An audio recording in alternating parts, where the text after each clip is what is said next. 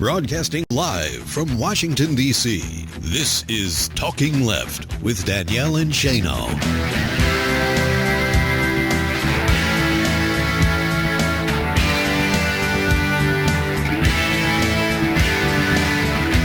Good morning, everybody, and welcome to Talking Left, your weekly, proudly progressive alternative to the Sunday morning corporate news.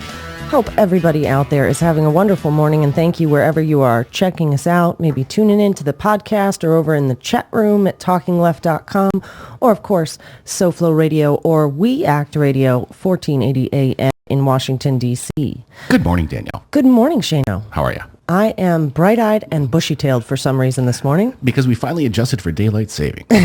Yes, it did take a week. It did. Last week was interesting. I went back and listened to the tape like, good morning. Good morning. Yes. It's nice getting out of work, though. It's when it's really nice and bright out. When there's actually still sun. Especially in D.C. traffic. Yes. Yeah. For those around the world, around the country that are listening, I've lived in New York City. I've lived in Los Angeles. I've lived in South Florida. Nowhere else in the world are drivers worse than in D.C. We typically say that you have to drive like everybody is trying to kill you. And that's probably too strong a statement, but they just don't care if they do. Yeah. Yes. I think that's kind of where it goes. Speaking of D.C., we have some great guests this morning. Indeed. Including progressive candidate for mayor in D.C., Andy Shalal, and Richard Eskow, host of the Zero Hour, which you can hear right here on We Act Radio, as well as like a gazillion other places. And what a nice guy. Yes. I've been listening to the show, as you know, because it's been, doing some changes since Dave left and went over to Al Jazeera, and the show is great. It's amazing. It sounds wonderful. Pete's doing an amazing job. Yes. Of course. Well, we tend to be a little partial because we love Pete Callahan. Indeed. Yes. All right, I need to stop saying that word. That's now my crutch. I gotta get rid of that. It's your new vocal tick. I got to get rid of it. All right. Well, we will get rid of it by I have to put $1 in the jar every time I say that word. We will get rid of it by talking about some news that you may have missed or that we think needs a little bit more attention. Before I get into those stories, I have a couple quick updates for anybody, of course, following on Malaysian Flight 370. Experts are now saying that they believe the plane transponders were turned off intentionally. And just before the show, I was asking this question of you. I don't quite understand this. If you look at a car, now I understand this is all Monday morning quarterbacking, and these are things we haven't paid attention to before because this is an incredibly strange and unique situation. Right. But if you look at a car, there are VIN numbers. The things that identify a car, it's not just on your dash. They are in places that you don't even know about, so that they can track your car if it's used for, or there's something that happens to it, blah, blah, blah. How is it that you have transponders that a person can just walk up and click off? I don't know. It seems a bit counterproductive. On a commercial, now think about this. Cops have headlights that you can turn off, but you can't buy a car nowadays that headlights turn off for safety reasons. Right. But this is a commercial airline. This is not a personal airplane.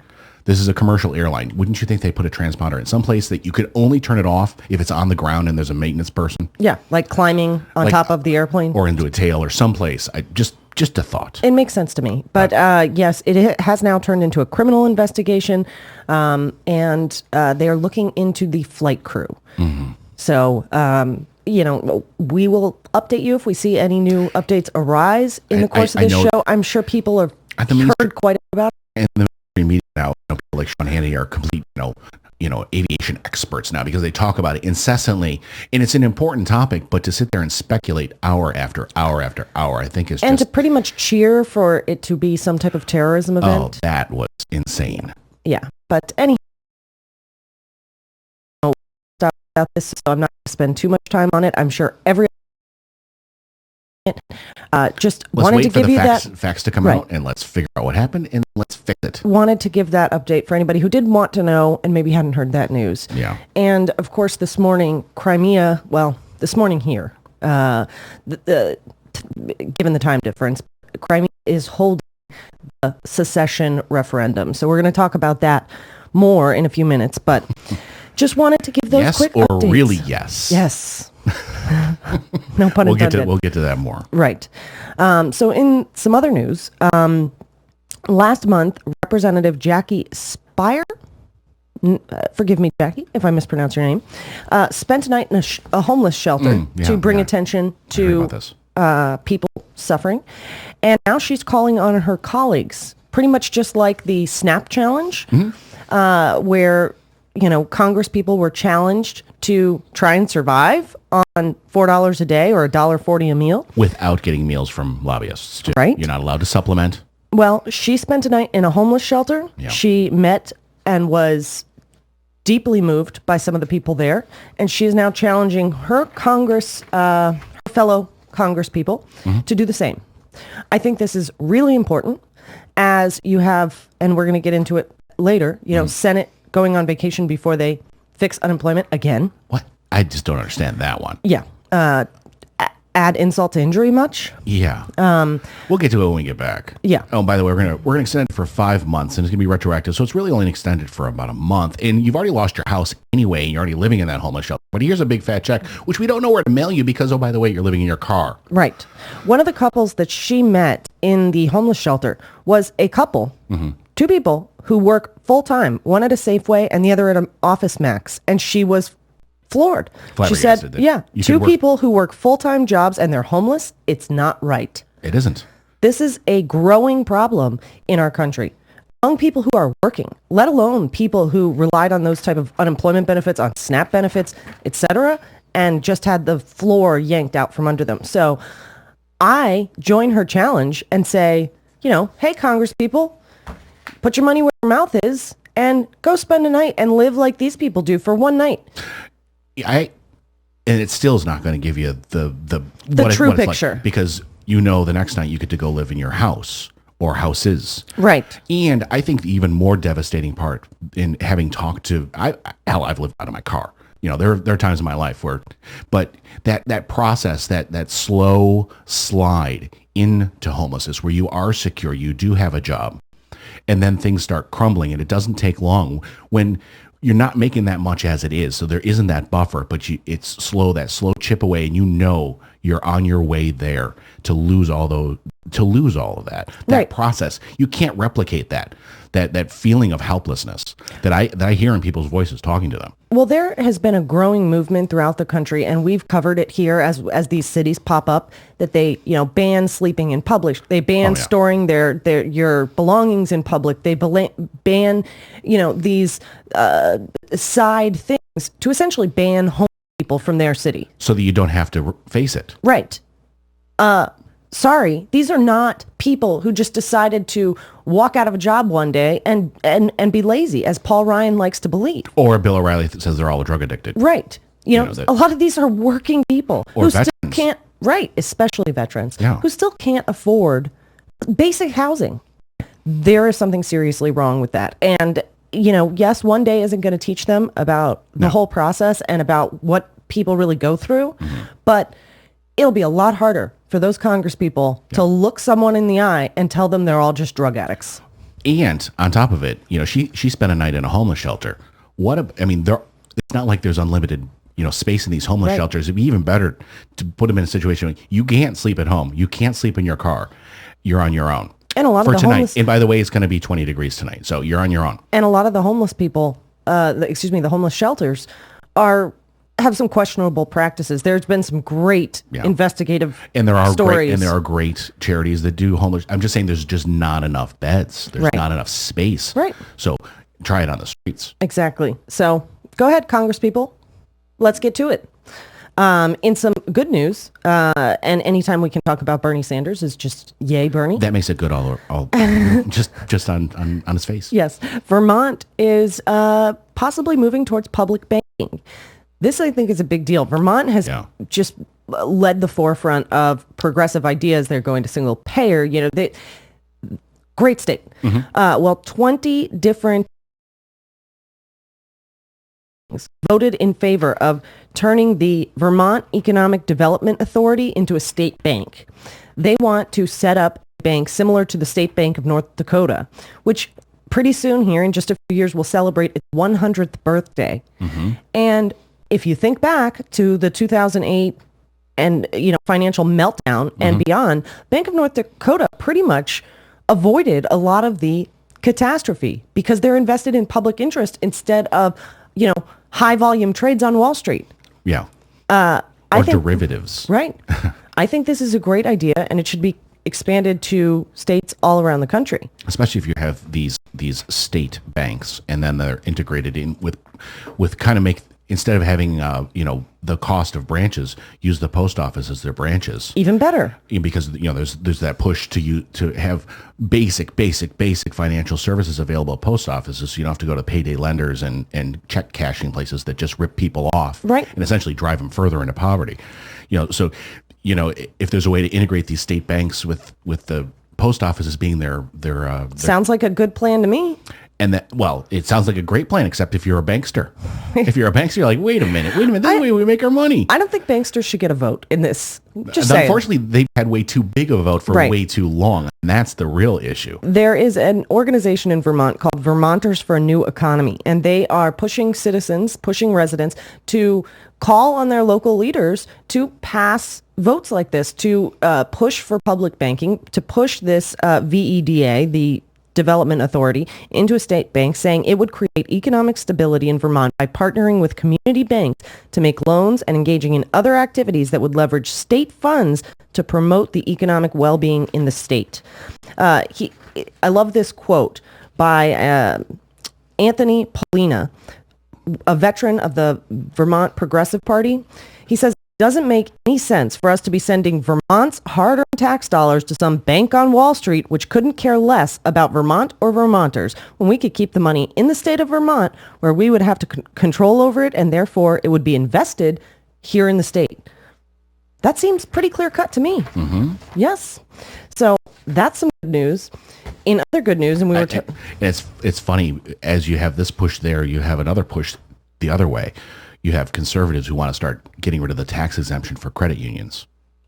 I didn't know this. Yes, really? Well, because they want to get rid of all, they preach competition. We need a free market so we can have competition and we can have the best outcomes whatsoever, as they systematically go around all their competition, so that there's only 2 or 3 actors in the marketplace that can dictate and then make oodles of money. Not only that, but these are the same individuals that say questioning the tax-exempt status of 501c, groups that pour unlimited money into our campaign is a violation of free speech. So they want their campaign PACs to get tax-exempt status, but not credit unions. Well, they say that banks have to pay taxes. Why shouldn't credit unions? Interesting. I'm just putting out the argument. Yeah. In some other good news, Oregon is doing something about the food stamp cuts. When the Farm Bill passed recently, the big corporate farmers got some huge subsidies, and people on food stamps, on SNAP benefits, got hit with some huge cuts. Yes. So Oregon and a few other states has found a way around this. How? Based on how that law was written. According to the new Farm Bill, it used to be that anybody who required heating assistance, LIHEAP, if they got $1 in LIHEAP assistance, they were automatically eligible for SNAP benefits. Okay. Well, the language of the Farm Bill changed that. So now somebody has to be eligible for at least $20 in LIHEAP benefits to be eligible to pass automatic eligibility. So states like Oregon, New York, Pennsylvania. Expanded HEAP availability? Yeah, they just said, they did the math, and there's a great article over at Think Progress, but they did the math. Essentially, by spending money, it's worth their money economically to spend the money on LIHEAP benefits, because what they get back in SNAP benefits from the federal government is way more. Okay. So they're just saying, okay, fine. Then everybody's automatically eligible for $20 in LIHEAP benefits. And just 20. And that automatically makes them eligible for food stamps, so they don't get the SNAP cuts.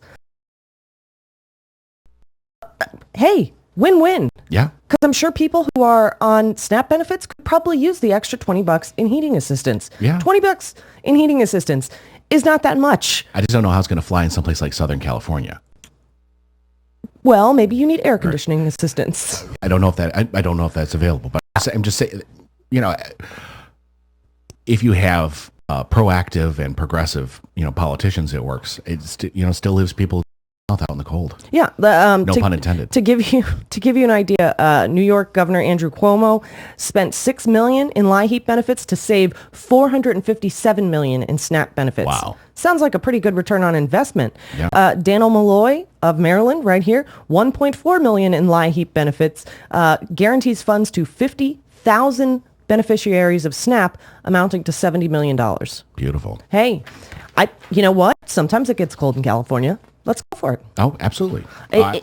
If the Republicans want to play tricky games and cut the basic floor out of people who need assistance, I have no sympathy. Do whatever you need to guarantee that people can eat. Yeah. No sympathy. I say right on.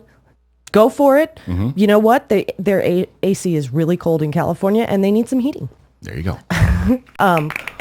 One for you, Shane, in the couple minutes we have left in this segment that I thought you would have a few words on.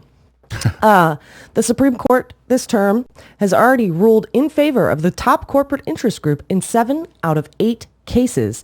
And the 8th case, the one outlier, is protections for whistleblowers, which broke along some pretty strange lines. Oh yeah, that was a big deal. I think we talked about it last week. Yeah, Justice Ruth Bader Ginsburg wrote the majority opinion, voting, against that. But and I think, like, Sonia Sotomayor was on the other wrote side. the dissent. Yeah, there's been a couple of those that have broken along. You're used to the 5-4 type Right. of thing, and they've been very strange. The term, it's a weird term of the Supreme Court. Yeah, but yeah, they've all been pro corporate, and that one actually is a significant one because we talked about it in terms of Snowden. Right. That it was liability that it used to be that whistleblowers were only protected if they were part of the main corporation, but subcontractors and contractors are now covered by the whistleblower protection, according to the Supreme Court. And that was a big deal. Yeah. The other 7 were big deals too. And this is something that if you go over to Think Progress, I'm trying to remember her name, Nicole Flato has been tracking for a very long time. This piece that I have in front of me is by Ian Millhiser, whom we love. But he says, in 7 out of 8 cases, the court has sided with the United States Chamber of Commerce, Right. Essentially a corporate lobbying group. Yeah, it isn't the one that when you drive into a town you see Chamber of Commerce. Right. And Not this that one. has gotten so much worse under the Roberts Court, which Nicole Flato has done some amazing reporting on. Yeah. It just, with the rest of the important cases coming up this term, along with just the overall comment of corporations having way too much control over our president, over our lawmakers, and now it is clear also over our court. We need to do something about this. It's I've put this out here. We've got Citizens United extended coming Right. up, the McCutcheon case, and it's not smart to predict what the Supreme Court's going to do, but I'm going to do it now. Citizens United was 5-4, which required Justice Kennedy to be on the majority side to allow unlimited speech by issue, ed, blah blah blah. And McCutcheon is about how much individuals can contribute over the entire election, and we've talked about it at great length. So it's kind of Citizens United extended. It's getting rid of the caps on individual people, and it would not surprise me that Justice Kennedy, he's the type of person to kind of look around and see, hey, this is what we did and what's going on and all that. I don't know that he's particularly happy with the outcome of what has occurred since Citizens United. I could see him flipping and going against McCutcheon on this case and keeping the caps in place. They're not going to have a shot probably at looking at Citizens United again. And then that would take some pride bearing to say, oh, I was really wrong. So I don't see that happening, but I could see Kennedy switching and having a different decision here. Very interesting, something to watch for. But like I said, predicting the Supreme Court, not a good idea. Well, we will We'll see forgive what you. happens. It's going to be coming out in between now and the end of June. We will certainly a forgive big you deal. if that is not a correct prediction. So again, we have great guests. Richard Eskow, host of the Zero Hour right here on We Act Radio, and Andy Shalal, progressive candidate for mayor in Washington, D.C., coming up later today. So don't go anywhere. We have lots to talk about today. You're listening to Talking Left with me, Danielle Inchino, and we'll be back with more, so stick around. A beautiful place full of wonderful things. Just wait until Danielle and Shano.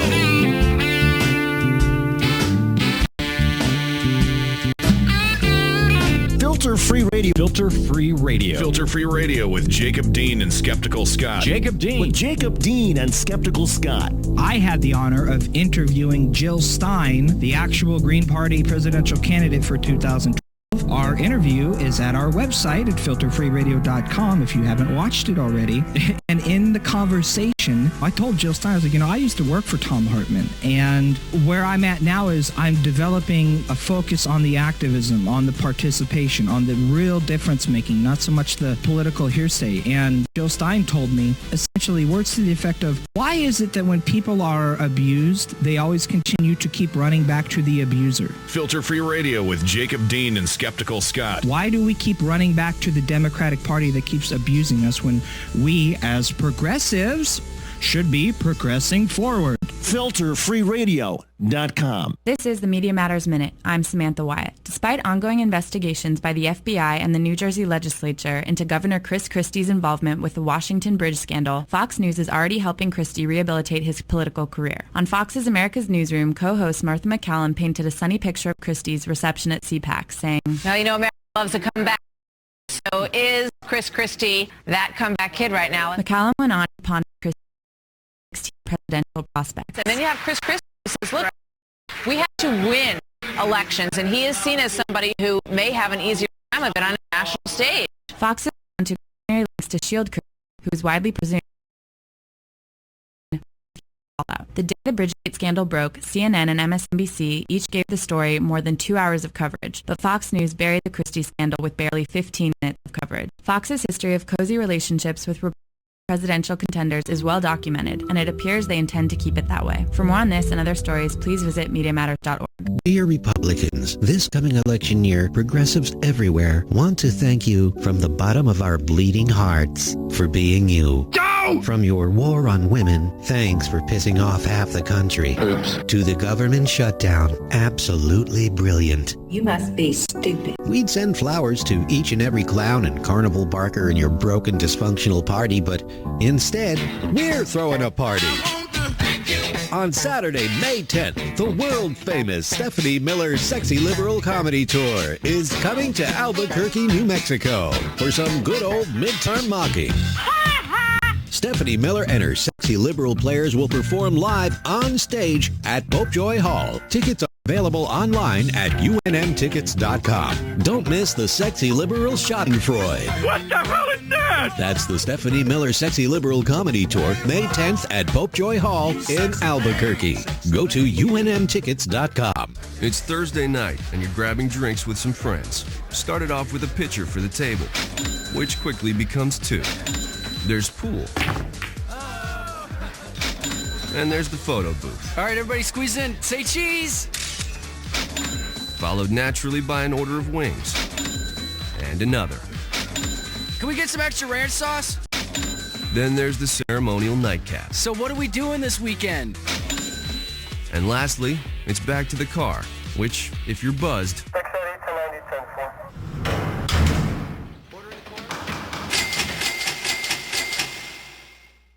could be the most expensive night of your life. Getting pulled over for buzz driving could cost you around $10,000 in fines, legal fees, and increased insurance rates. Nothing kills a buzz like getting pulled over for buzz driving, because buzz driving is drunk driving. Brought to you by the National Highway Traffic Safety Administration and the Ad Council.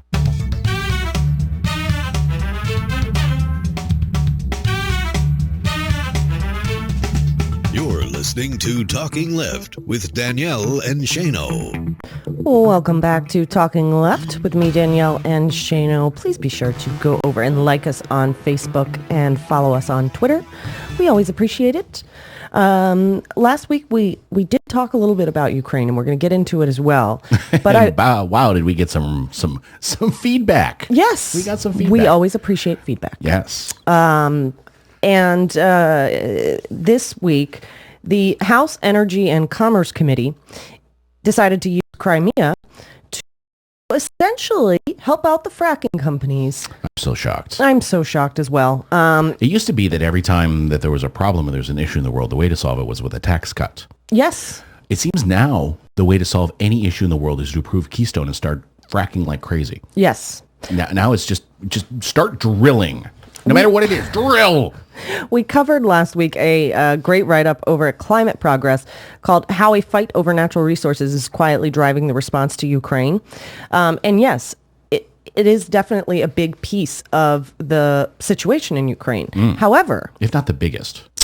Yes. However, exporting natural gas and approving Keystone, not going to help any. Yeah, I asked the question last week. How do you ship gas? Apparently you have to liquefy it. Yeah. I have the actual temperature here. You have to go to negative 260 degrees Fahrenheit. Okay, that's a little chilly. Little chilly. Uh-huh. And you actually have to have an infrastructure there that can accommodate it, and an infrastructure here that can accommodate supplying it. Right. Neither of those things exist. But they're arguing, I guess, that you need to start building that infrastructure because that will scare Putin. Yeah. That if we put a couple of natural gas spigots over here, you will tremble. Right. No, you're full of it. It's nonsense. Yes, it's nonsense. It's complete and utter nonsense.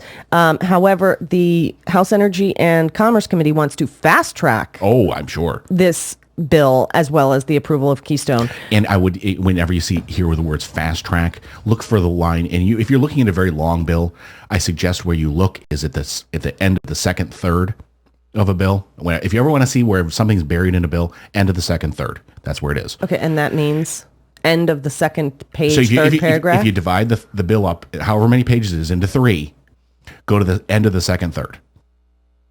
Okay? Divide it into 3. So let's say the bill is 90 pages long. Go to page 60. Okay. All right. That's where it's buried. Whatever it is, it's buried there. Got it. And wouldn't look for the letters T and P if they are fast tracking anything. Or just for a line. Or KXL, perhaps. Oh, definitely that. It'll be about that. But look for Trans-Pacific Partnership for also being in there. Or just, they wouldn't even put that in there. Or other trade authority. Right. Or other trade negotiations, international trade. It'll be in there too. Well, I would bet you anything. But this idea is particularly bad. Obviously, it's useless because the infrastructure isn't set up. But even if you were to do this, it's such a bad idea for the environment. They don't care about the environment. No. They made that pretty clear. Yes. Essentially, natural gas is mostly methane. It traps 86 times more heat than carbon dioxide. Right. And even small leaks, which we have right now all over the place, have a huge impact on our climate. Not to mention, fracking wastewater, people's drinking water being set on fire. Yeah, let's do more of that. Yeah. We haven't destroyed enough of the planet yet. Yeah. So it's just, like I said, it used to be that no matter what the issue was, it was tax cuts. Now, whatever the issue is, if you talk about the unemployment rate, if you talk about poverty, if you talk about anything, all you are hearing is energy, energy, energy, energy, energy. Not tax cuts anymore. Because you know what? You can't cut their taxes much darn more. Right. But that makes me really wonder who their biggest donors are. I wish I had my Jeopardy theme here, but we know it is. Thankfully, the president, despite his wishy-washy stances on many climate issues, he's taken every position. Yes, has came out and said that doing this natural gas bill to somehow benefit Ukraine makes absolutely no sense. Yeah. So hopefully, even if Congress, bows down to the oil lobby and tries to pass this legislation, it will be stopped in its tracks. It'll be interesting, though, given what we were seeing over in the Senate, if it could make it through there too, because it just might. Yeah. When you get there's been some strange bedfellows. When you get 5 Republicans saying we'll extend unemployment benefits, and the vote still isn't brought to the floor, that makes me think there might be some of those Democrats, the ones who I don't know, voted against Debo Adigbele. Thank you. You got it this week. That some of those 7 might be a problem on other things too. Right. So this is just one small domestic part of the Ukraine crisis. Yes, leave it to our lawmakers to try and make the oil lobby a buck because there's a crisis somewhere in the world. That sounds awfully familiar. I think we've heard that one before. So anyhow, we're going to talk about that and more about Ukraine coming up next. You're listening to Talking Left with me, Danielle, and Shano, and lots more in store, so stick around. It's Hal Sparks from the Hal Sparks radio program Mega Worldwide, and this is Talking Left.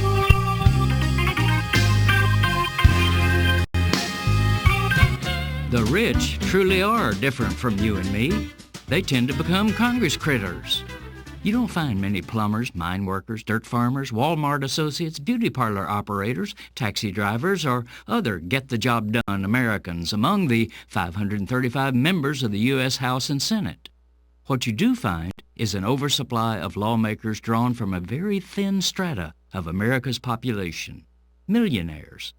The Center for Responsive Politics reports that last year, for the first time in history, more than half of our senators and House members are in the Millionaires Club.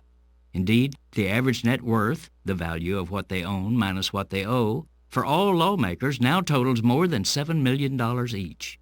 The world in which our representatives live is light years from where the majority of people live, and the divide between the governors and the governees is especially stark for the 40% of people whose net worth is zero, or technically less than zero, since their income and other assets are far exceeded by their debts. This widening chasm is not just a matter of wealth, but most significantly, a literal separation of the privileged few from the experiences, needs, and aspirations of the many, who are struggling to make ends meet and worried that opportunities for their children to get ahead are no longer available to them. This is Jim Hightower saying, the harsh reality is that most Americans are no longer represented in Washington. Chances are that their own members of Congress don't know any struggling and worried people, share nothing in common with them, and can't relate to their real-life needs. Thus, Congress is content to play ideological games with such basics as health care, minimum wage, joblessness, food stamps, and Social Security. America's wealth divide has become a chasm, creating a looming social and political crisis for America that undermines any pretense that ours is a democratic society. Need an antidote to the progressive blues? Want some good news about how grassroots folks are rebelling against the corporate powers and winning? Well, here's an easy-to-swallow pill for you, the Hightower Lowdown. Hightower's monthly newsletter will give you the lowdown, even as it lifts you up. It's 4 pages a month, jam-packed with facts you can use, actions you can take, and Jim's own Texas humor, all for only $15 a year.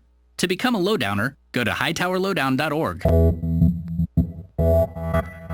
You're listening to WIN, Workers Independent News, a production of Diversified Media Enterprises. I'm Doug Cunningham. North America's building trades unions are urging immediate approval of the Keystone XL pipeline project. They say environmental and national security impacts have been adequately debated and addressed, and it's time to approve the pipeline and the estimated 42,100 jobs throughout the U.S. the unions say that it would create. Laborers Union President Terry O'Sullivan. To the tens of thousands of men and women in the construction industry, this isn't just a pipeline. It's their mortgages, college tuitions, car payments, and food on the table. And for our country, this isn't just a pipeline. It's a lifeline to family security, energy security, and national security. The American people want to build the pipeline. Just last week, an ABC Washington Post poll showed 65% of Americans support it, and 85% believe Keystone will create a significant number of jobs. It's time to wring the politics out of Keystone XL pipeline and to make a decision based on the will of the people and based on the national interest of our great country. The Sierra Club, the Natural Resources Defense Council, National Nurses United, and some Canadian unions are among those opposed to the Keystone XL pipeline. They say, according to the U.S. State Department, the pipeline would create 6,500 temporary construction jobs at most, and they say, according to TransCanada, the company building the pipeline, only hundreds of permanent jobs will be left when the pipeline is finished. A Cornell University study also says the pipeline would allegedly kill more jobs than it would create by cutting investment in the clean energy economy. National Nurses United says that pipeline would accelerate unhealthy climate change. Progress Missouri recently delivered nearly 7,000 handwritten letters opposing anti-union legislation known as Right to Work to Missouri House Speaker Tim Jones. Progress Missouri Executive Director Sean Nicholson explains why the group opposes what it calls the Right to Work for Less legislation it says will harm working families. We are fighting back on the so-called Right to Work bills and on paycheck deception and other kinds of attacks because we know that this is about the entire middle class in Missouri and the kind of state that we want for our families.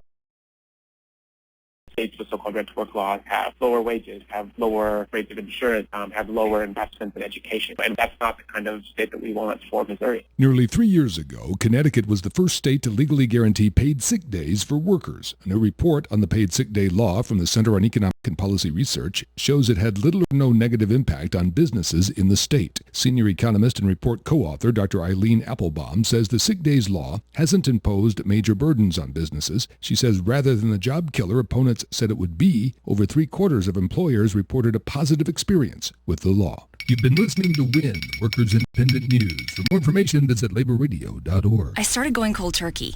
Well, at least when I'm in the car. I know I shouldn't do it, but it's so hard to stop. That's why I hide it from myself, so I won't be tempted. I used to do it all the time. I stopped by locking it in my glove compartment. My friend used to do it way too much. Now I turn it off when we're in the car. My solution is simple. I just don't do it. There are lots of ways to stop yourself and others from texting and driving. How will you stop? Tell us at stoptextstoprex.org. Brought to you by the National Highway Traffic Safety Administration and the Ad Council.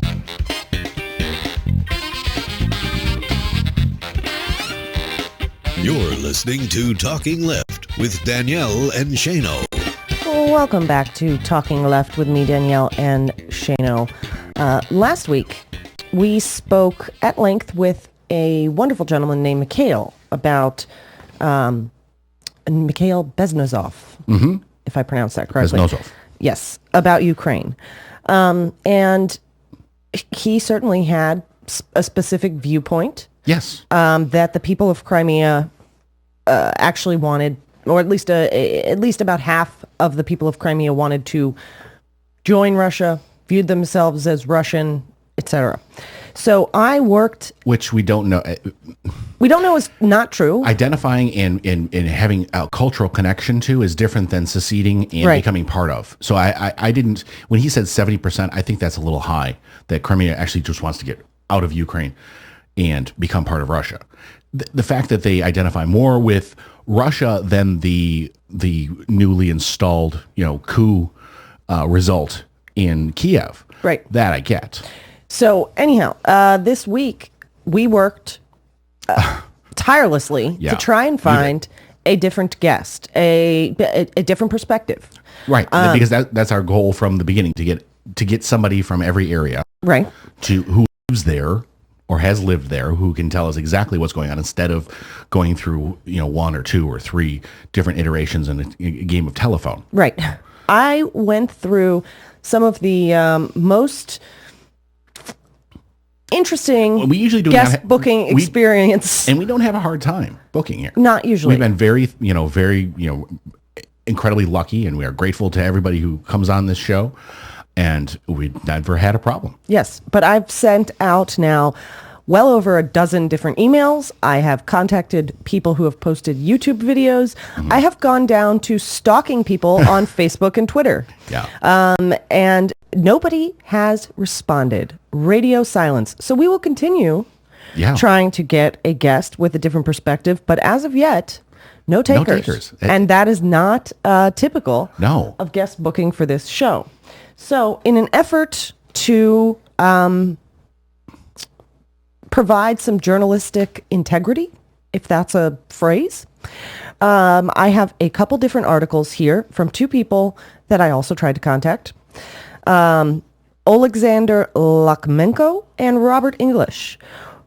Very different perspectives. One here on the quote-unquote Russian ruse. Mm-hmm. Oh, first off, actually, we had some breaking news on Ukraine, even since this morning. Okay. That the ministers, the defense ministers of Ukraine and Russia, have agreed to a truce on Crimea until the 21st, March 21st. Now, it does not say in this, because this is just a couple line breaking news update. It does not say yet if the referendum vote will still be held today. But I would imagine the 21st is what, a couple days, right? It's about a week. Yeah. So not very much time, but hopefully enough time that cooler heads will prevail. Yeah. So back to these two articles. One is about the Russian ruse that talks specifically about how Putin is pushing for a invalid vote in Crimea. Right. That this referendum is a bunch of no option on the ballot. It is nonsense. I don't care, who you are, and if you we don't have a dog in this fight, right? In terms of other than what's best for Ukrainian people. I don't care, even if you're pro-Eastern, the east side of Ukraine. If you see that ballot, that is not an actual ballot. Right. It reminds me of Stephen Colbert's funny, when he asks somebody who's obviously a progressive on a show, he'll say George Bush, a great president or the greatest president. Of course, those are the only two answers. This is, do you want to secede or do you really want to secede? Right. It's essential. Do you want to join Russia now or do you want to join Russia later? Yeah. So any result from that vote. Now, obviously, neither Shane and I can read Russian. No. So we're going on hearsay of other people's description of that ballot, but there is a picture of the ballot posted. I assume the corrections would be noted, at least by comments. But essentially, this referendum vote means nothing. Right. And then I also have another article here. Well, back up. Okay. Up. Does it mean that legally Crimea could be annexed to Russia in terms of international law? No. Does it mean something? Yeah, it means something. It means something in terms of the political push-pull between the United States and Russia, and Putin trying to say he's gone into, he already was in Crimea, but he's put more forces in there. Right. And he's saying, I'm doing this for the good of people in Crimea. And look, the people of Crimea want me here. Right. They like me. They really, really like me. So it does, I think that's what he's trying to do here. I'm certainly not going to try to read that man's mind. Oh, of course not. But this is all a PR thing, right? At this point, I think this vote, I don't see them going anywhere. Well, and I think to a certain degree, regardless of what that ballot said, what that referendum vote was, when you have troops that allegedly, according to media reports, are blocking food supplies, are blocking much needed. I would like to hear somebody say that to me. Right. I would not a report from a pro-United States old Cold War mentality report. I'm not saying it isn't true. I would like to have somebody tell me that. Yes. Because then I would say, okay. The fact is, I am not by any means a foreign policy, foreign affairs expert. And so I am left with the choice of trying to decipher the news, trying to account for the fact that news coming out of American media, I take with a grain of salt. This is the same corporate media. Rachel Maddow just did a report, what was it, this week or last week, about how we got there. Yeah. How the American media helped. It's called Why We Did It. Right. I hats off to Nicole Bell for saying we didn't do anything. Yeah. But we were in the streets, if you're talking about the we on the progressive side. This is the same media that lied us into a war with Iraq. Right. That stenographers for the Bush administration. Right. So I am not going to simply take what they say at face value. No. Now, does that mean Especially I'm sitting here? They get a lot of their money from defense contractors who would make a lot of money if we started dropping some more bombs somewhere. Now, that certainly doesn't mean that we're sitting here waving a Russian flag. No, because putting in more troops, acts of aggression, cutting off food supplies, doing this silly vote is too far. What he has done is too far. I understand his trepidation that you essentially had a coup, right? Right. And then installed an anti-Russian, in some cases, neo-fascist type party in the western part of Ukraine, in Kiev. And if all of our Navy was, stationed in that country, we'd be a little worried too. How far do you go? What do you do in those situations? Has he gone too far? Absolutely. Without a doubt. Right. There is so many levels here. As we talked about how energy is at play. Oh, huge. How that you have the quote-unquote pro-Russian side. Mm-hmm. You have the quote-unquote, pro-Ukrainian, pro-new government side. But I think there's a lot of people that don't fall into either of those categories. That they do not want their nation or even Crimea to become part of Russia. Mikhail was suggesting a federal type system where Ukraine stayed Ukraine. But there are differences among the people of Ukraine where they just want to be left alone. But at the same time, they would like to be able to trade with the West, and they'd like to be able to trade with Russia. Yes. And they've got the two old Cold War powers saying, no, come with us. No, come with us. Oh, no, I'm going to put troops in. And, and then the thing is I'm glad there's this truce here because, that allows things to calm down a little bit, and then you've got a Congress that is so negative towards the president that they don't care. They really don't care. So long as it looks bad for President Obama, they really don't care what happens in Ukraine. Right. So long as they get their drilling buddies to make more money and they can bring down the president, it's a win-win for them. Right. And for, my own interpretation for risking, the fact that I do not have the knowledge to really assess this situation. But it doesn't surprise me that some of the far-right members of our own country are anti-Putin and supportive of the interim government far-right leaders who have taken over Ukraine's parliament. And we need to talk about it, the term coup. Yes. Because, our State Department is recognizing this new government in Kiev that was installed outside of the Constitution of Ukraine. In other words, they didn't follow the constitutional procedure. They put a new leader in. That is technically a coup.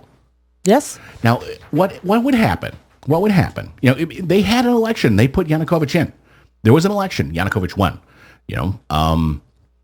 We had an election. President Obama won. It was somewhat narrow, especially the first time around. 53, 47, somewhere in there, right? What those 47%, not to borrow a phrase there, decided that, this specific policy is too much. We're going to oust our president. And look how close they've come to trying. And he was forced to flee. I know this is crazy because we have a strong military. It wouldn't happen, blah, blah, blah. And then the Congress got together, the House of Representatives said, okay, the president has fled the D.C. We're going to put in Ted Cruz. He is now the president of the United States. We realize this isn't in the Constitution, but this is what the people want. And then on top of it, when Ted Cruz was president, Putin said, that's great. I love Ted Cruz. Here's $15 billion. That's what we're doing in Ukraine. Yeah. I mean, that's what we're doing. There is just so much to sort through here, especially for someone like myself that doesn't have the background. You and your disclaimers. Yes, because who made the joke? I think it was actually on RT or Al Jazeera that war is God's way of teaching Americans geography. Yeah. To some degrees, I start to feel like that because yes, while I know geography and I know where these, nations are and I know small amounts about them, when we would like to discuss this with quote unquote experts, radio silence, man. Yeah. Well, it doesn't mean we're not going to keep trying. Yep. So anyhow, that's our attempt to cover that issue. Yeah, fairly. Well, we got lots. We got emails in favor of it's just as much as the Ukraine. It seems divided in terms of East-West. We got emails on both sides. Yep. We were called anti-American for that was my favorite. I was anti-American. Which just makes me crack up a little bit because of all the time I spend railing against our economic system, our lawmakers, our justice system. That's really the segment that made me anti-American. I could see that claim. I could see somebody making that argument, but I wouldn't have thought it would have been for that segment. Well, that's a Cold War mentality, though. Yeah. That if you put someone on your radio area here in the United States that is pro-Russia, you're therefore anti-American. And I just don't see that. We are also making a big assumption that our guest was actually pro-Russia. He said he was. Okay. We're not putting words in his mouth. I don't want to do that. I appreciate his time, and I would appreciate even more if somebody else got back to me. Just saying. So anyhow, we have lots more in store today. Andy Shalal, progressive candidate for mayor in Washington, D.C., Richard Eskow, host of the Zero Hour, and senior fellow at Campaign for America's Future. Great guests coming up who actually can speak with authority on subjects. There you go. So we're going to talk about that and much more coming up. You're listening to Talking Left with me, Danielle and Shano, and we'll be back, so stick around. It's just implied, but we all know what's going on in this thought bubble. The kids don't know, but we do. It's Talking Left with Danielle and Shano. This is the Media Matters Minute. I'm John Kerr. New York City Mayor Bill de Blasio announced that he would not be attending the city's St. Patrick's Day parade due to its long-standing policy banning LGBT groups from participating in the parade. although he would be participating in other events to honor the Irish heritage of New York City. On Fox News' Hannity, host Sean Hannity was extremely critical of de Blasio's decision, even portraying his stance as intolerant and disrespectful of Irish Catholics who oppose homosexuality. All right, here's the deal. In New York, don't they have a gay and lesbian parade? What he's saying is he does not support Catholics and those that practice their religion. He doesn't have to agree with the Catholic Church's position on issues involving gays and lesbians, but at least respect them. He doesn't have to agree with the agenda of the gay and lesbian community on everything either, but he's going to march in that parade. This is the antithesis of inclusiveness. This is intolerance. This is him being prejudiced towards people's deeply held fundamental religious beliefs. For more on this and other stories, please visit MediaMatters.org. Filter Free Radio. Filter Free Radio. Filter Free Radio with Jacob Dean and Skeptical Scott. Jacob Dean. With Jacob Dean and Skeptical Scott. The news of raising the minimum wage sounded great. $11.50 an hour in Washington, D.C. and in Maryland, in the counties in Maryland where I used to live in Montgomery County. Sounds great, but I thought I heard something in there that wasn't too hot. What was that one little bit there? That's scheduled to be in place by 2016. Oh, that part. Right. Yeah, well, sure, we'll throw you a bone. A couple years from now. So what is your New Year's revolution? Do you make minimum wage and you can't survive? Filter Free Radio with Jacob Dean and Skeptical Scott. The fact of the matter is, it's not nearly enough, doesn't go far enough. Raising the minimum wage will help people, and as part of building resistance movements, getting those disenfranchised college students who are unemployed and underemployed, along with the service sector workers who are all living in poverty. If you're able to get those two facets of our society together and organize them, well, then we should have a revolt. We should have enough to shut down parts of our system in order to demand a higher living standard, better quality of life, just for starters. And nothing will change unless you make it. So hope should be a goal, not just a wish. And then you do something about it. FilterFreeRadio.com. My fellow Americans, our long national nightmare is over. You heard that right, Minnesota. Michelle Bachmann is leaving Congress. And to celebrate, it's out with the crazy. Bye-bye. And in with the sexy. Backed by overwhelming popular demand, the Stephanie Miller Sexy Liberal Comedy Tour is coming to Minneapolis June 7th at the State Theater. Comedic geniuses John Fugelsang and Carlos Alazraqui will perform live on stage with the star of all progressive media, Stephanie Miller. Are they pro-America or anti-America? Tickets are available at Ticketmaster.com. Don't miss this evening of political comedy with a special goodbye to Michelle. And Marcus, too. Clang, clang, clang goes the trolley! That's the Stephanie Miller Sexy Liberal Comedy Tour. Live June 7th at the State Theater in Minneapolis. Get your tickets now. Go to Ticketmaster.com. Hi, this is Savannah Guthrie with an urgent story developing right now in every state and county across America. Despite having more than enough food available in this country, there are nearly 16 million kids, that's 1 in 5 children, struggling with hunger. They often don't even know where their next meal is coming from. And the worst part is, this has been going on for years. There's no excuse for it. That's why Feeding America is doing its best to put an end to childhood hunger. As a nationwide network of food banks, Feeding America engages local communities in solving hunger by collecting surplus food, giving hope to hungry kids and their families all across our nation. But they need your help. Join me in supporting Feeding America and your local food bank. You can start by going to feedingamerica.org to learn more. Together, we can solve hunger. Together, we're Feeding America. A message from Feeding America and the Ad Council.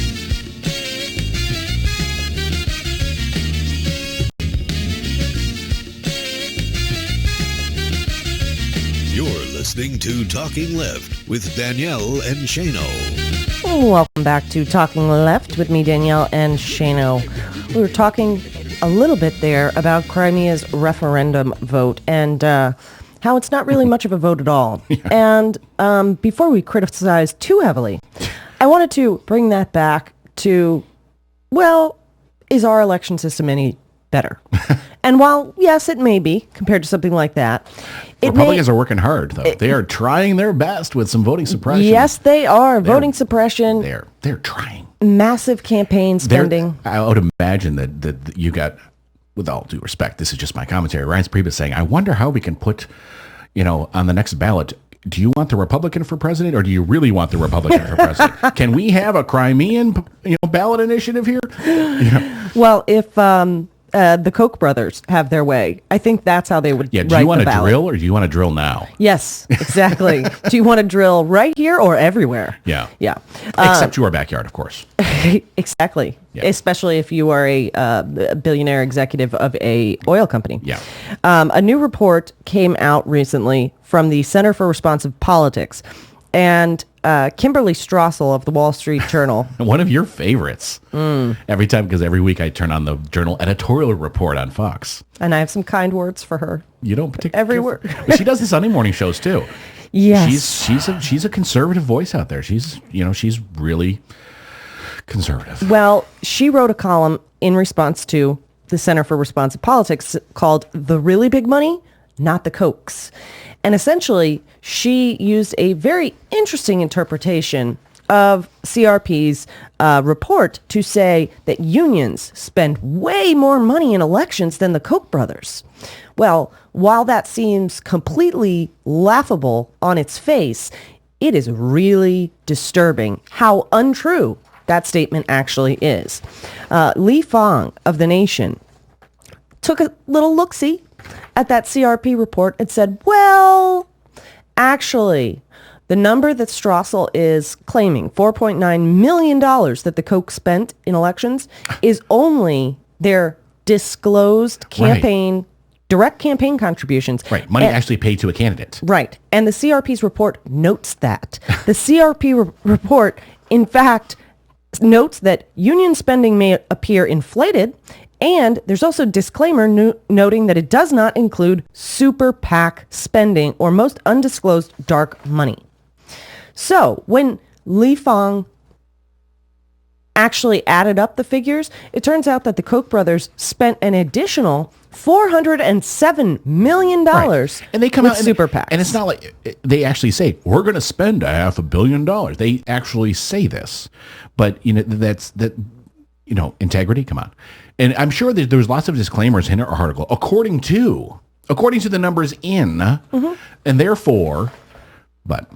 Anyhow, when Li Fang broke it down, the Kochs, in fact, spend more than double the amount of the top 10 unions combined. AFSCME, the SEIU, the NEA, the IBEW, the AFL-CIO, the UAW, Carpenters, the Teamsters, CWA, and UFCW. More than double. All those put together. All of those put together. And we're just talking about a couple dudes. Right. Almost triple, in fact. While we... And as they systematically try to destroy those unions. Right. By going into Tennessee, let's say, and putting out a bunch of lies through politicians, and then, having people like Scott Walker get rid of public unions, and then, trying to bankrupt the post office. There's a systematic attack and on fight unions' ability to even spend money. And in the whole elections. argument, the pro-Citizens United argument, well, you've got the unions on your side, so the corporation should be able to. The unions, don't worry, you unions, you're going to be able to spend as much as you want as we systematically dismantle you, and therefore become the only game on the block. Right. So I don't think anybody in this country should have that much power and that much control over our democratic process. Right. And because it ceases being a democratic process. Right. And I don't... Not even unions. I don't care whether it's disclosed, whether you admit to every dollar you spend.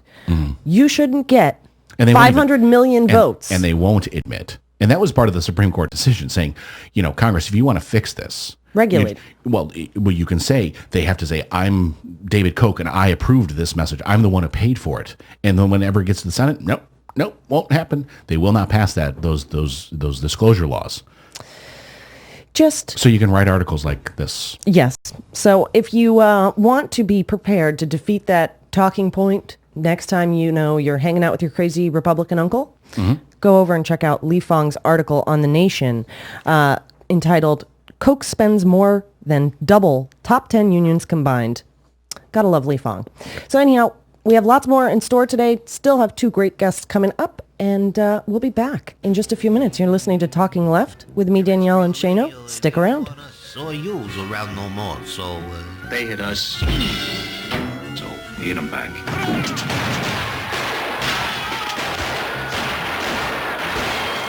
SoFloRadio.com It's Tuesday, March 11th, 2014. It's time for Congress to wake up and to tackle this issue. That's why we're staying up all night tonight to make that major point. Up all night for climate in the U.S. Senate. Iconic Iditarod race struggles without snow. California breaks solar power records. Plus, inside the exclusion zone, it remains a post-apocalyptic landscape of abandoned towns, frozen in time. The third anniversary of the meltdown of Fukushima and the legacy of nuclear disaster. All of those meltdowns and more straight ahead. From BradBlog.com, I'm Brad Friedman. And I'm Desi Doyen. Stand by for 6 minutes of independent green news, politics, analysis, and snarky comment. And so now I'm allowing people on all the liberal websites to go, well, when it's cold, that means that there's climate change. But when it's warm, that means there's climate change. But when it's like in the middle, that means there's climate change. Hey, that's great. Joe Scarborough on that liberal MSNBC. 3 hours of it a day. This is your Green News Report.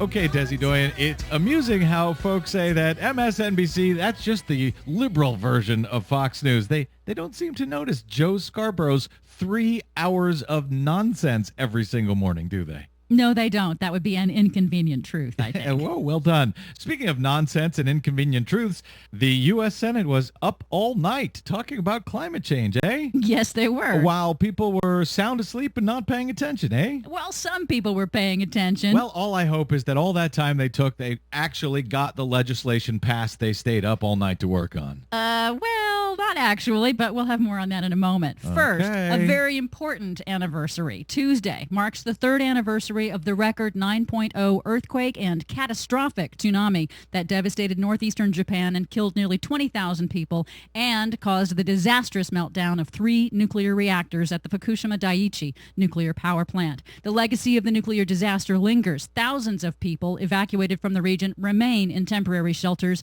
are still suffering the long-term acute psychological and health consequences from the nuclear disaster that continues to impact the nation as a whole.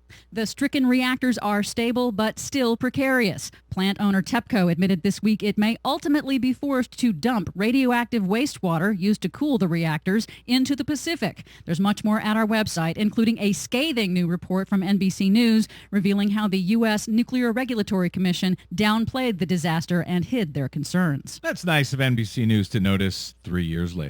Meanwhile, in Alaska, what's a sled race without snow? Just ask racers in the iconic Iditarod sled race in Alaska, which finished on Tuesday morning. They had plenty of racers, but not much snow after the third warmest January on record in the state. Organizers trucked in new snow to bolster the finish line. The racers said it was the roughest conditions they'd ever seen. Not enough snow for a dog sled race? Yeah. In Alaska? Yep. Nothing to worry about, nothing to see here. What were they talking about in the U.S. Senate all night again? Oh, yeah. It was up all night for the climate. The time is now for us to take bold and decisive action. Nearly 30 Senate Democrats took to the Senate floor on Monday to launch a 15-hour climate change talkathon led by Sheldon Whitehouse of Rhode Island and Barbara Boxer of California.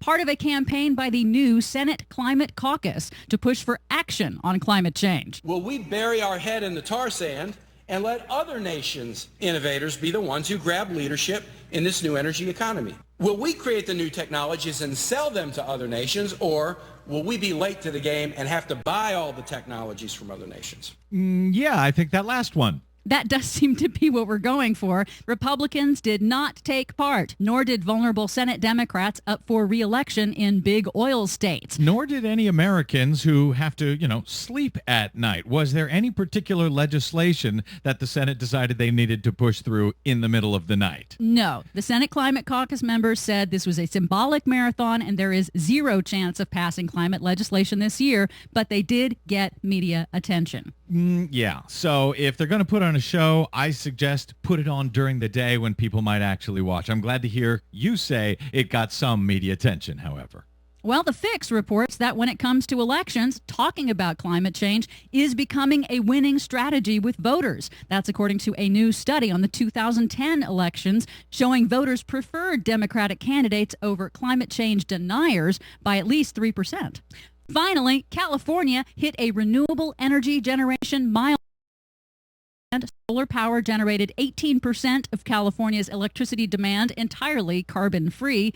Electricity generated by solar has more than doubled in California in the last year and a half. Thank you for ending with some good news, especially from out here in California. Way to go, Golden State. For much more on that and the stories we couldn't get to today, please check out our website at greennews.bradblog.com. Download any of our episodes anytime via iTunes, Stitcher, or TuneIn. Find us and follow us on the Facebook and on the Twitters 24/7 at Green News Report. From bradblog.com, I'm Brad Friedman. And I'm Desi Doyen. And this has been your Green News Report. We're up all night to the sun. We're up all night to...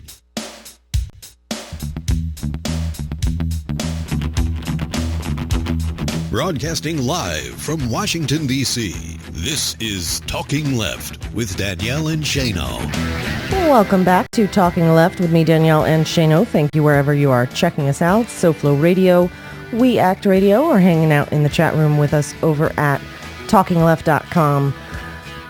This week, Dianne Feinstein spoke for 45 minutes on the floor about what some people are calling a constitutional crisis. I wanted to break... I'm a fan of constitutional crises. I really am. And why is that? Because once in a while, we had a constitution that was written, that was contemplated that we'd have constitutional conventions from time to time that would amend, update our Constitution. And we have a Supreme Court right now that wants to pull out dictionaries from the late 1700s to tell us how to live our lives today. So we haven't had those constitutional conventions. So the only way to actually shed some light on and discuss our Constitution seems to be through crises. Yeah. And recently they've all been averted, or we just kind of roll over. For example, when the Supreme Court installs a president, those types of things, yes. In 2001. So I think they're good things. Now, the subject matter of this one is incredibly concerning. It is. But are we not having a discussion now? So I'll let you get into the facts first. Right. Just a quick recap. Back in 2002, the Bush administration authorized the CIA to use, quote, enhanced interrogation techniques. The rest of us would call torture. Right. For Unless years, you're John Yoo. For years, members of the Senate Intelligence Committee were unaware of this program. However, they found this out. But we were told that that the Intelligence Committee did know about this and approved this. We have the CIA walking around saying they knew all about it. Don't blame us. Right. According to the Senate Intelligence Committee, they were informed by then CIA Director Michael Hayden in September of 2006. Years later. Right. And so they launched an investigation. They wanted to get a hold of all the CIA documents and videotapes. Right. Of these enhanced interrogation techniques and do a review. And put yourself in the shoes of an Intelligence Committee member. You were said you can't say anything to anybody. Right. This is serious stuff here. You can't talk. And the CIA comes out and said they knew, and you know that you didn't know, and you have to do a review of this, which no one can know about. Right. So you're essentially, people are out there lying about you, and you can't say anything. The CIA can talk all they want because they get to decide when to classify, when not classify. And you're on the Intelligence Committee saying, I didn't know anything about this, but I can't say this out loud. Right. So the Senate Intelligence Committee launched an investigation. Right. They wanted all the videotapes, all the documents. Come to find out that the videotapes had been destroyed. Right. So Hayden said, but these CIA process papers and records, they were, quote, a more than adequate representation.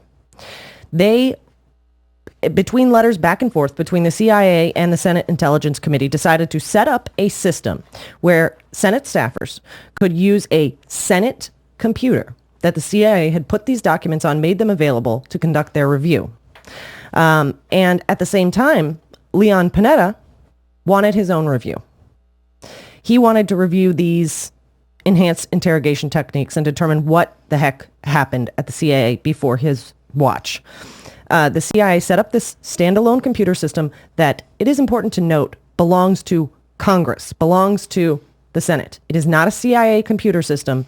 The CIA just provided these documents, put them on this computer system at a secure facility in Northern Virginia. And the CIA began conducting their review.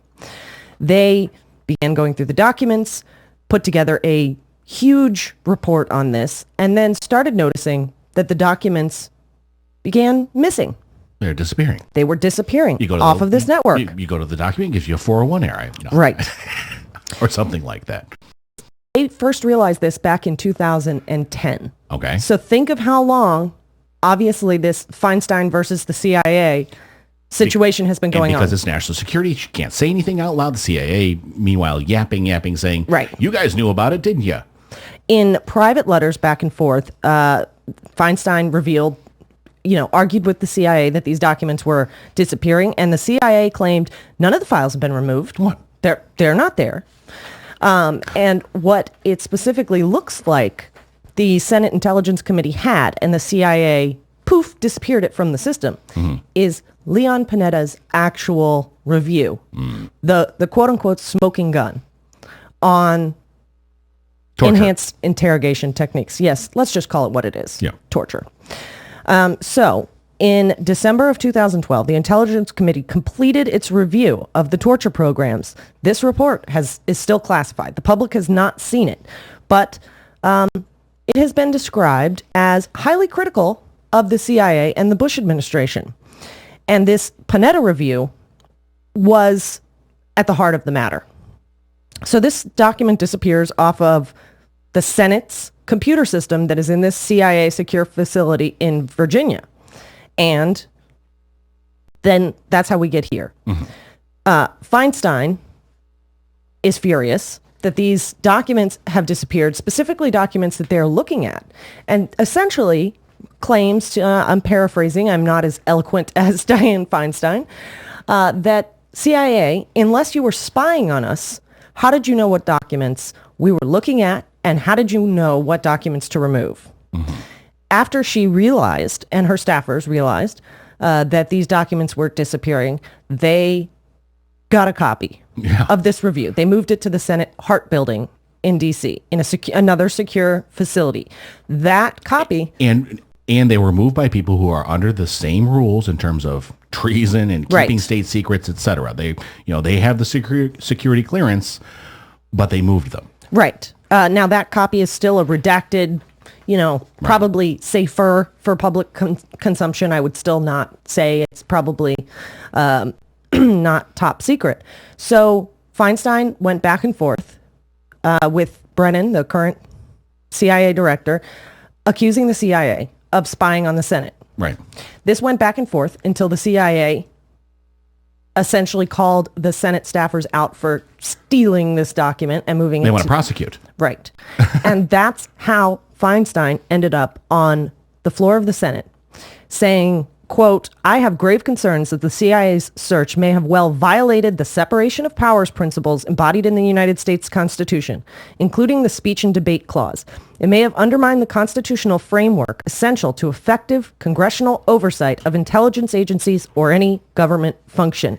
She goes as far as saying they didn't just spy on Congress. They violated the Fourth Amendment, the Computer Fraud and Abuse Act, Executive Order 12333, which prohibits the CIA from conducting domestic searches or surveillance. So she's not just saying you spied on the Senate. You violated all these other laws too. At the same time, you have the CIA saying staffers, what they did by taking that document was illegal, and they want to sue the staffers. So that They want to prosecute. Right. This is not a civil matter. This is a criminal matter. So, and the person doing the prosecution has a dog in this fight too. Yes. Right? Yes. The attorney for the CIA happened to be one of the attorneys that helped the Bush administration justify torture. Right. So, little bit of self-dealing. Yes. So, you asked the question, and I think it's a really good question. Usually when there's a constitutional crisis, oftentimes it ends up in front of the Supreme Court. How does this one get decided? Because usually when you're dealing with foreign intelligence, you're dealing with national security, those types of things are done behind closed doors for security reasons. Feinstein had to go to the floor. This is not a person who is, at odds usually with our intelligence community. No. She's usually very pro. So for her to, this is an extraordinary measure by a person who usually would not do this. How does this get, who resolves this? Where does it go? That's the question. And, someone would say, well, maybe the FISA court. Well, but the FISA court is a very specific duty. They're put in place only to approve or disapprove warrants. Right. Despite the fact that news has come out now that they're interpreting the Constitution, which is insane in a whole different show. Yes. But they're there to say yes to a warrant or no to a warrant. International. Right. Congress has not given them the authority to litigate this. So is this going to be out in an open federal court? Can it be out in an open federal court? And there's other additional questions here, because essentially, if you look at the logic that Feinstein is using here, she's saying, well, how do you know that Senate staffers took this document unless you're spying on them? And then, okay, did you do this because you spied on their electronic communication or their searching of this computer system that, once again, we need to say belongs to Congress, not the CIA? I would bet you that's going to be a factual contention if there's ever litigation over this. Well, but there are people asking, the computer, imagine the situation. Let's say it did go in front of a federal court, and the Senate could say, whoever's representing the Senate, we own the computer, and the CIA would say, well, we own the documents, we own the data on it. Right. So there's a lot of issues to sort through here. My basic, I realize the facts are interesting, but how do you resolve this? Whenever there's a conflict, conflicts are good things. I'm a big fan of, if there's a problem, you have a conflict and then you have a resolution. Without a conflict, you don't have the resolution. The thing is I don't see how you get a resolution on this. Right. That's constitutional crisis without an end. Well, there are several questions that need to be answered, and how do you? Who do you go to answer these questions? Right. In what forum? Was the CIA doing more spying on Congress than just watching this computer system? Did they actually break into the Senate Hart building, to determine that this document was there? And we have a nice storied history now in our media of everything being gate because of Watergate. We have Bridgegate. We have this, Monica Gate, all the gate. Well, Watergate was about breaking in and stealing documents. This is much more of a gate than any of the other ones lately. And where's President Obama on this? So far, he has not said anything, at least as of me putting together this information. And if we're getting to this point, will declassifying, the Panetta Review or the Senate's report on torture bring out any answers here? What would happen if those details were unleashed? I mean, we already know a lot, and what we know isn't good. Right. So think what's there not for public consumption. Well, I think what the worry is, you had a president, and this is, and you can trace this back to when, Ford pardoned Nixon, right? And, we're not going to prosecute this guy.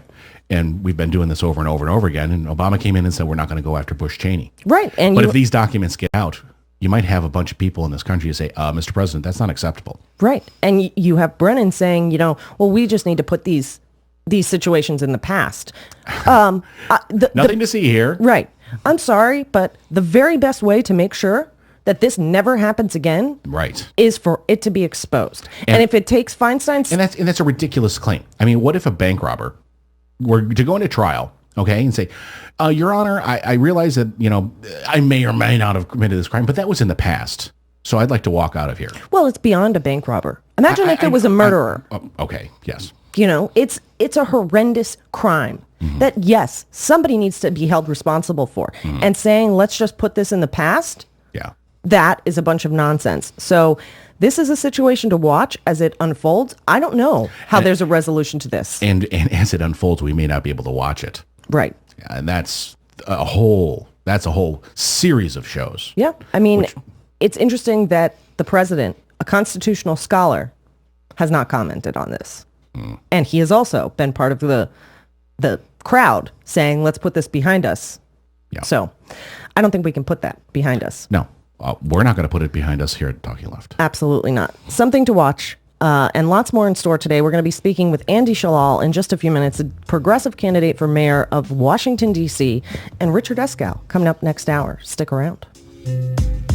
What is this? What's going on? It's Talking Left with Danielle and Shano. Filter-free radio. Filter-free radio. Filter-free radio with Jacob Dean and Skeptical Scott. Jacob Dean. With Jacob Dean and Skeptical Scott. I don't care who knows about what I'm doing. If it's just me and the universe, and that's all that knows about what I'm doing, that's fine with me. But I have this internal, some people call it a conscience, some people call it a moral compass. I have something inside of me that's telling me to do something, to show up. And I'm going to do it. And I'm sure that someone out there has a similar voice, or, you know, I'm not saying like, I hear voices. No, not like that. Filter-free radio with Jacob Dean and Skeptical Scott. Just the idea that it doesn't matter who's watching. It doesn't matter who cares. What matters is I know what I'm doing. I know what I believe in. I know what my morals are. I know that I'm standing up for them. And I know that I'm not going to give up.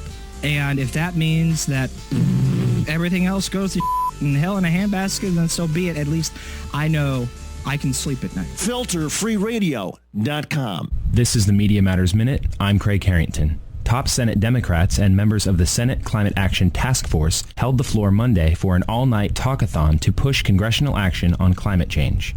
America's Newsroom co-host Martha McCallum suggested that there are more important issues than climate change. You know, you look at some of the major issues that we're dealing with right now, and I know that you feel strongly about global warming and that you feel it's an important issue. The only reason, I'm going at it is because I don't understand why they're not actually having the guts to put out legislation there and to vote on it and to see what happens from it. Since Republicans gained control of the House majority in 2010, most climate legislation has been dead on arrival. Despite Fox's dismissal of the urgency of addressing climate change, The Guardian reported that studies show climate change is already damaging the global economy. And economist Dean Baker, co-founder of the Center for Economic and Policy Research, explained that climate change will have much greater costs to the future than government debt. For more on climate change and other stories, please visit MediaMatters.org. Chicago, in the coming months, let's see where we can make progress together. Let's make this a year of sexy liberals. That's what most Americans want. That's right. Land of Lincoln, home of our president. On April 26th, the Stephanie Miller Sexy Liberal Comedy Tour is making its triumphant return to Chicago. It should read, tonight only, Stephanie Miller's triumphant return. John Fugelsang, Carlos Alazraqui, and progressive radio and television star Stephanie Miller will perform live at the world-famous Chicago Theater. Tickets are available at Ticketmaster.com and at the Chicago Theater box office. Don't miss Stephanie Miller's own twist on Chicago-style politics. Politics ain't beanbag. That's the Stephanie Miller Sexy Liberal Comedy Tour, live April 26th at the Chicago Theater. Get your tickets now. Go to Ticketmaster.com. You're struggling with your mortgage. You think about it. You don't do anything but think about it. What are we going to do if we lose the house? Where are we going to go? At work. I can't let anybody find out. I'm so embarrassed. At dinner. How can I tell the kids? It's going to wreck their lives. And at 3 o'clock in the morning. I don't know what to do. I don't know how to get through this. What's going to happen to us? It's time to stop thinking. It's time to start dialing. Call 1-888-995-HOPE for a free government program that offers expert one-on-one advice about your mortgage options. I'm all alone. No, you're not. We've helped over 1 million homeowners, and we want to help you. And now there are more ways to help. Call 1-888-995-HOPE or visit makinghomeaffordable.gov.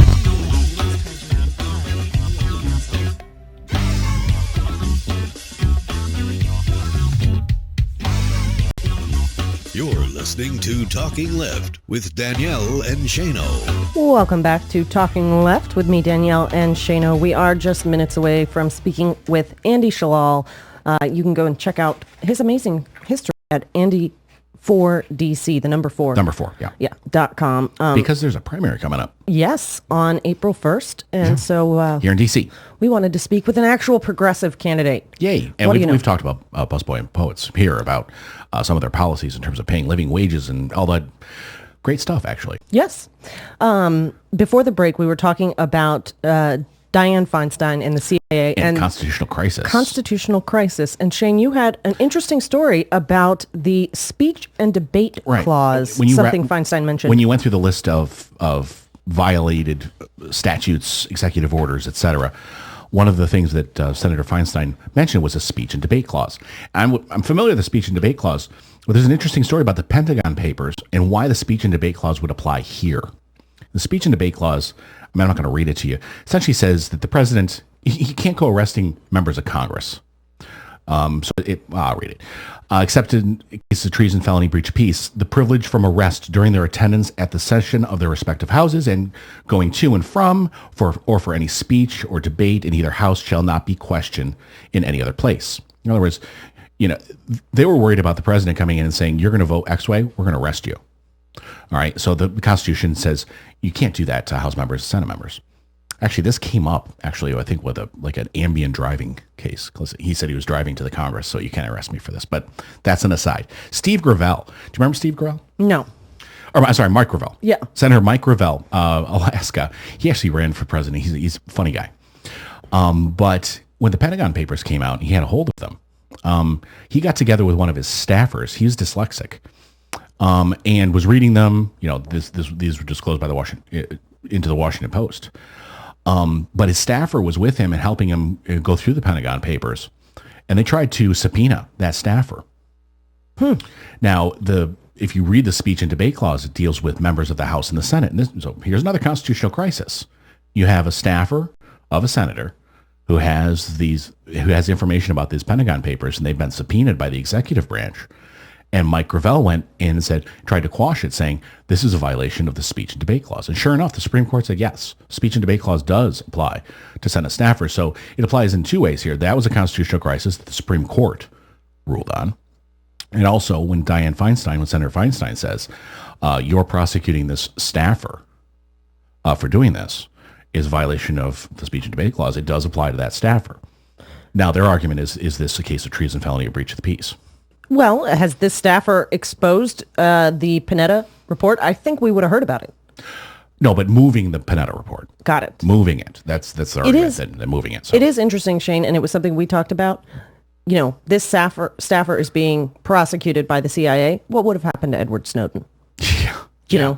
Let's talk about that on the other side, maybe. We will. As soon as we speak with Andy Shalal, he is coming up next. Go and check out, donate, share, andy4dc.com. You're listening to Talking Left with me, Danielle, and Shano, and we'll be back with more, so stick around.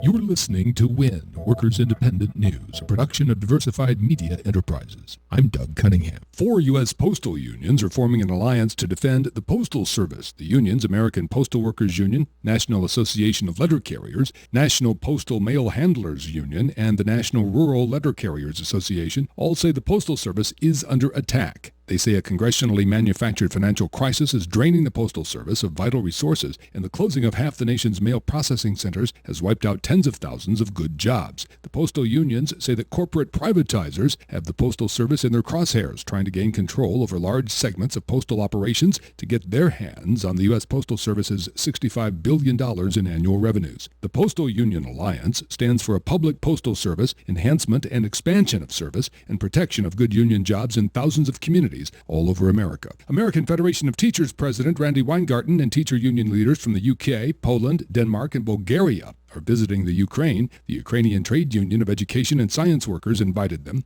They'll be meeting with Ukraine trade union leaders and government officials. Weingarten says it's a great honor to be asked by Ukraine's teacher unions to work with them to strengthen their democratic institutions and support their efforts to build a brighter future for all Ukrainians through education, democracy, and the rule of law. The battle against New York City's wage theft problem focused Wednesday on El Poblano restaurant, where former employees allege they are owed thousands of dollars in unpaid wages. Some elected officials joined workers and their allies in a rally at the Queens restaurant. Selena Alvarez says she worked at El Poblano in 2012 and was not paid for most of the 10 to 12 hours a day that she worked. She has filed a complaint with the New York State Department of Labor. The restaurant has since shut down. The Coalition to End Wage Theft said the rally is an effort to highlight how challenging it can be for workers to get their lawful pay in these cases. New York State Assembly member Francisco Moya says businesses that don't pay earned wages are no better than thieves. He says some businesses victimize immigrant workers. Unions and community allies have organized to combat what they say is a widespread wage theft problem in New York City. The Teamsters are joining with UK shareholders in the multinational transport company National Express Group, calling on the company's board of directors to improve oversight and transparency regarding the company's human capital policies and practices. The company operates school bus companies Durham in the U.S. and Stock Transportation in Canada. This shareholder proposal is aimed at getting the company to adopt a meaningful and enforceable workplace human rights policy. The Teamsters say worker safety and worker rights need to be ensured at the National Express Group, which employs 35,000 people worldwide. Workers Independent News is brought to you with support from union-owned and represented Bank of Labor, member FDIC, equal opportunity lender. The Bank of Labor is the bank of choice for unions and their members. Now you can do business with a bank that shares labor values. More info online at bankoflabor.com. You've been listening to WIN, Workers Independent News. For more information, visit laborradio.org. The rich truly are different from you and me. They tend to become Congress critters. You don't find many plumbers, mine workers, dirt farmers, Walmart associates, beauty parlor operators, taxi drivers, or other get-the-job-done Americans among the 535 members of the U.S. House and Senate. What you do find is an oversupply of lawmakers drawn from a very thin strata of America's population, millionaires. The Center for Responsive Politics reports that last year, for the first time in history, more than half of our senators and House members are in the Millionaires Club. Indeed, the average net worth, the value of what they own minus what they owe, for all lawmakers now totals more than $7 million each. The world in which our representatives live is light years from where the majority of people live, and the divide between the governors and the governees is especially stark for the 40% of people whose net worth is zero, or technically less than zero, since their income and other assets are far exceeded by their debts. This widening chasm is not just a matter of wealth, but most significantly, a literal separation of the privileged few from the experiences, needs, and aspirations of the many, who are struggling to make ends meet and worried that opportunities for their children to get ahead are no longer available to them. This is Jim Hightower saying, the harsh reality is that most Americans are no longer represented in Washington.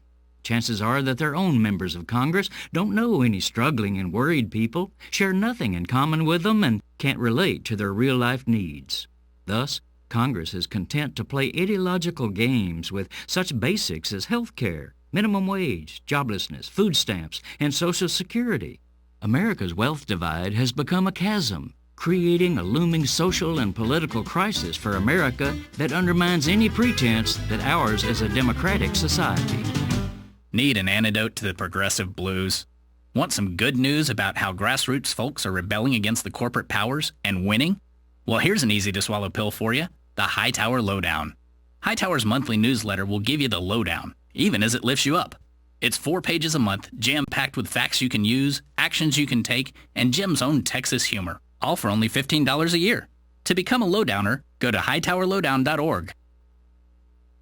So when you get to the corner of Smith and Orchard, you're going to want to take a left. You are not going to. Then what you're going to do is turn onto Marcy Avenue. Just broke up and go past the first 3 lights and then take the next left. I don't really then think drive 5 she's more happy, blocks but and you should be who there. am I to judge, right? Park on the right. That's I'll what see I you heard later last tonight. night. It's hard to concentrate on 2 things at once, like texting and driving. Stop the text, stop the wrecks. How will you stop texting and driving? Tell us at stoptextstopwrecks.org. Brought to you by the National Highway Traffic Safety Administration and the Ad Council. You're listening to Talking Left with Danielle and Shano. Welcome back to Talking Left with me, Danielle and Shano. We are still waiting for a call from mayoral candidate, Andy Shalal. Yeah, well, it's right in the middle of the campaign, and probably a lot of things going on. Yes, and only 2 weeks left before the primary election. I just want to give you a little bit of a background of Andy and why he is such a great candidate. We talked about Busboys and Poets last Yes, we've talked about a lot on this show about living wages, about treating employees with respect and dignity. And Andy has a long background of that, including Busboys and Poets, which does a lot of work with We Act Radio. Yeah. A lot of great Rock Newman shows. does a show there. Right, coming right out of there. And he wants to, according to his website, institute a different plan for D.C. He says he will make affordable housing truly affordable, which is a big, big problem in D.C. Fund more programs for adult literacy and good jobs, a living wage and paid sick leave. In other words, no Walmart. Right. Help small businesses prosper. He has an interesting proposal on how to do that. What's that? Sourcing products that the district uses from local businesses. There you go. Essentially providing small businesses, an ability to bid on DC projects and using a formula, because, government has to, often is legally required to accept the lowest bidder. Right. So he has a formula that includes how much money is going to go back into the community. And so bids will be right. So bids will be adjusted according to how much money is going to be spent in the community. Put the public voice back into public education. Improve government services like the DMV and the DCRA. Provide more tax assistance to returning citizens. Reform the tax code and reduce wasteful government spending. You can read about all of these over at Andy4DC. The number 4. Yes, .com. You can follow him on Twitter at Andy4DC. He's talking about living wages and pay practices. Mm-hmm. And we've seen this big fight in Congress about raising the minimum wage. Yeah. President just came out and said... This one came out of nowhere. Right. Said people actually have to get paid for overtime. Well, we need to step back a little bit on this announcement this week, because it wasn't a lot of detail, because you leave it to the Labor Department to come up with the actual numbers. But what's going on is, as a way to underpay employees, specifically this is a problem, I think, a lot in fast food. They're promoting people to what's called a management position, where they really don't do much management. They're essentially a glorified drive-through person. But they pay them a very low salary instead of an hourly, and then require them, because you're a manager, to work 50, 60 hours a week. But when you take their salary and divide it among those hours, the 50 to 60 hours, they're making less than minimum wage. Right. So they're using salary rules to get around paying people a decent wage for the amount of work they're putting in. They don't get overtime because they're salaried. So you don't get that extra 10 or 20 hours of overtime. Right. And when you divide it out, you're getting below the minimum wage. So what the president is saying is, we're going to increase that weekly cap, where if you are under that, then you still, even if someone's salaried, they have to get overtime pay. I think right now it's $455 a week. Right. It works out 23 and change a year. But if you're working 60 hours a week, you divide that the 23,000, you're not even making minimum wage in that situation. It's just another way. They're talking about moving to maybe even $1,000 a week. So right. They're employers that don't value their employees, just using the labor laws in just a devious way. Right. And this is a way of raising the minimum wage without having to go through Congress. And you have plenty of businesses out there that show you don't have to treat people like that. No. Busboys and Poets is one of them. Yeah, there's a whole group of restaurants that are like anti the restaurant association. They've formed their own association that provides sick time. Right. That provides, a living wage. Yes. We talk about Zingerman's was another. The restaurant association is actually called RAISE, R-A-I-S-E. Yeah. Restaurants Advancing Industry Standards in Employment. And Andy Shalal's restaurant, Busboys and Poets, is a member of this organization. And they prove that you could still be profitable. Of course you can. With paying employees a living wage. They were profitable for decades, 100 years. Right. You know? Well, and you know, it goes back to what we were talking about last week in terms of what the priority of businesses has become. That when you have, you know, these mega huge chains, it's more about shareholders than stakeholders. Yes. Period. And so as employees are stakeholders and not usually shareholders, and you only are favoring shareholders, one way to make lots of money for your shareholders is to cut down your labor costs to the bare bone and use all kinds of laws to do this. And not raising the minimum wage is one way.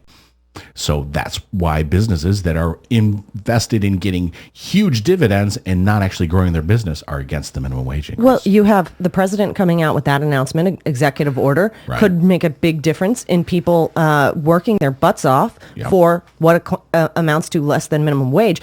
And you also have some members of Congress that aren't going to wait for the president or Congress to act. I think we have Andy here.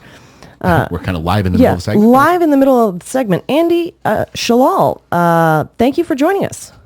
Thank you so much for having me on. We are very excited to speak with you. We were telling a little bit about your platform, which is amazing, and we've been big supporters of Busboys and Poets and RAISE, the Restaurants Advancing Industry Standards for Employment, for quite some time. What is the response you're getting from D.C. residents and a actual progressive platform that fights for the have-nots instead of just the haves? Well, I think D.C. is in a very interesting space right now. There's a lot of support and acceptance of progressive ideas and progressive thoughts. So I'm encouraged by the reaction that I've been getting.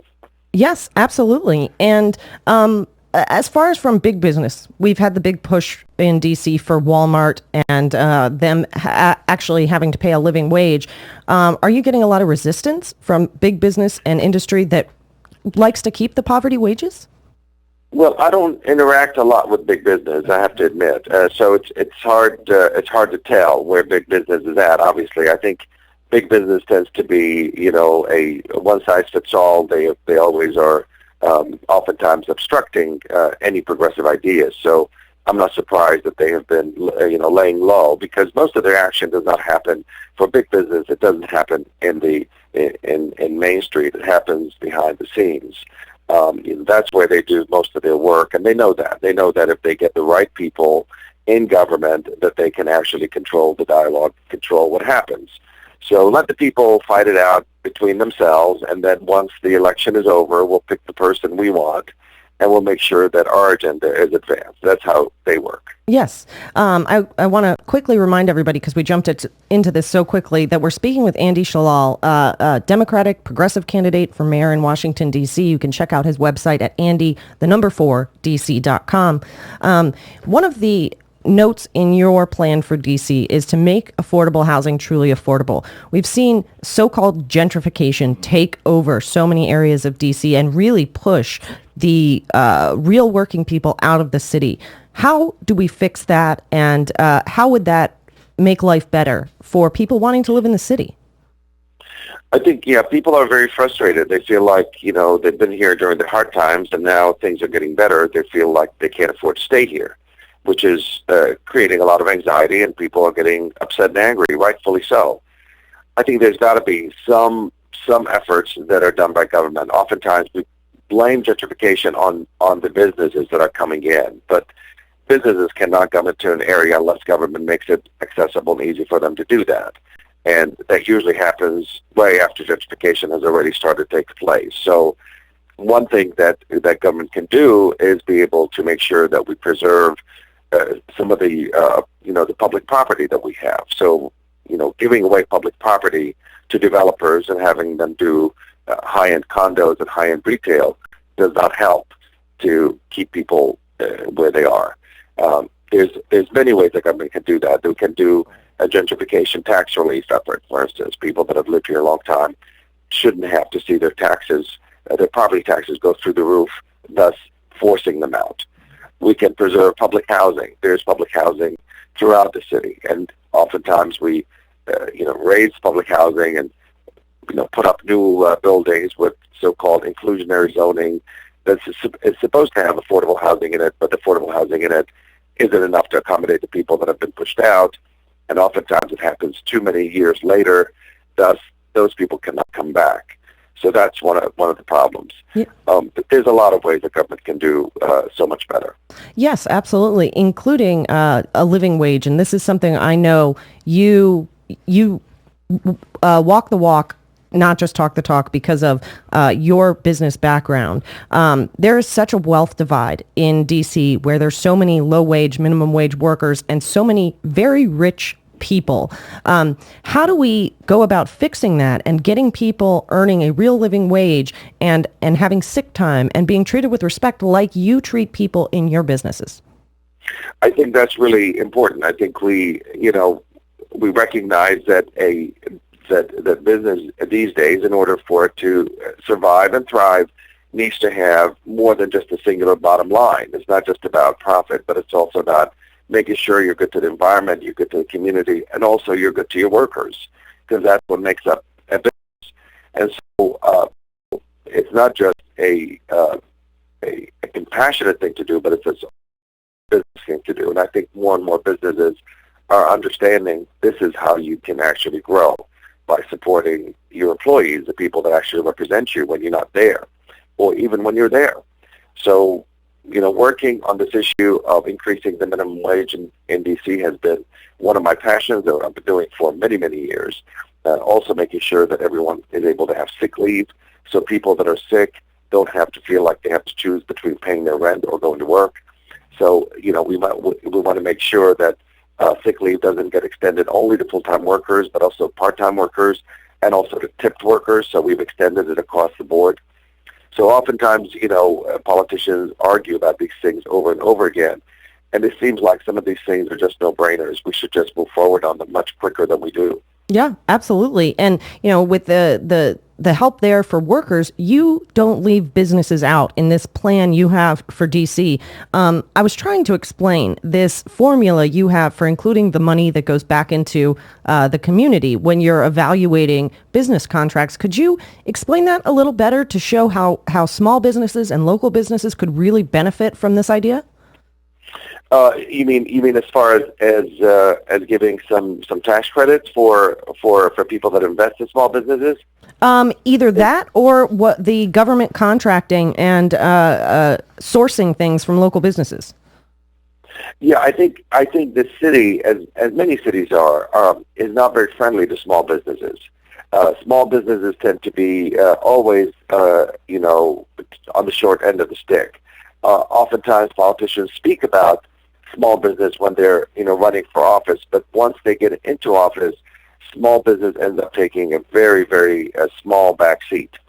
And that's been a problem. It's been something I've been talking about a lot, actually, trying to get the idea of small business having as many opportunities to be able to establish themselves in the city than large business has.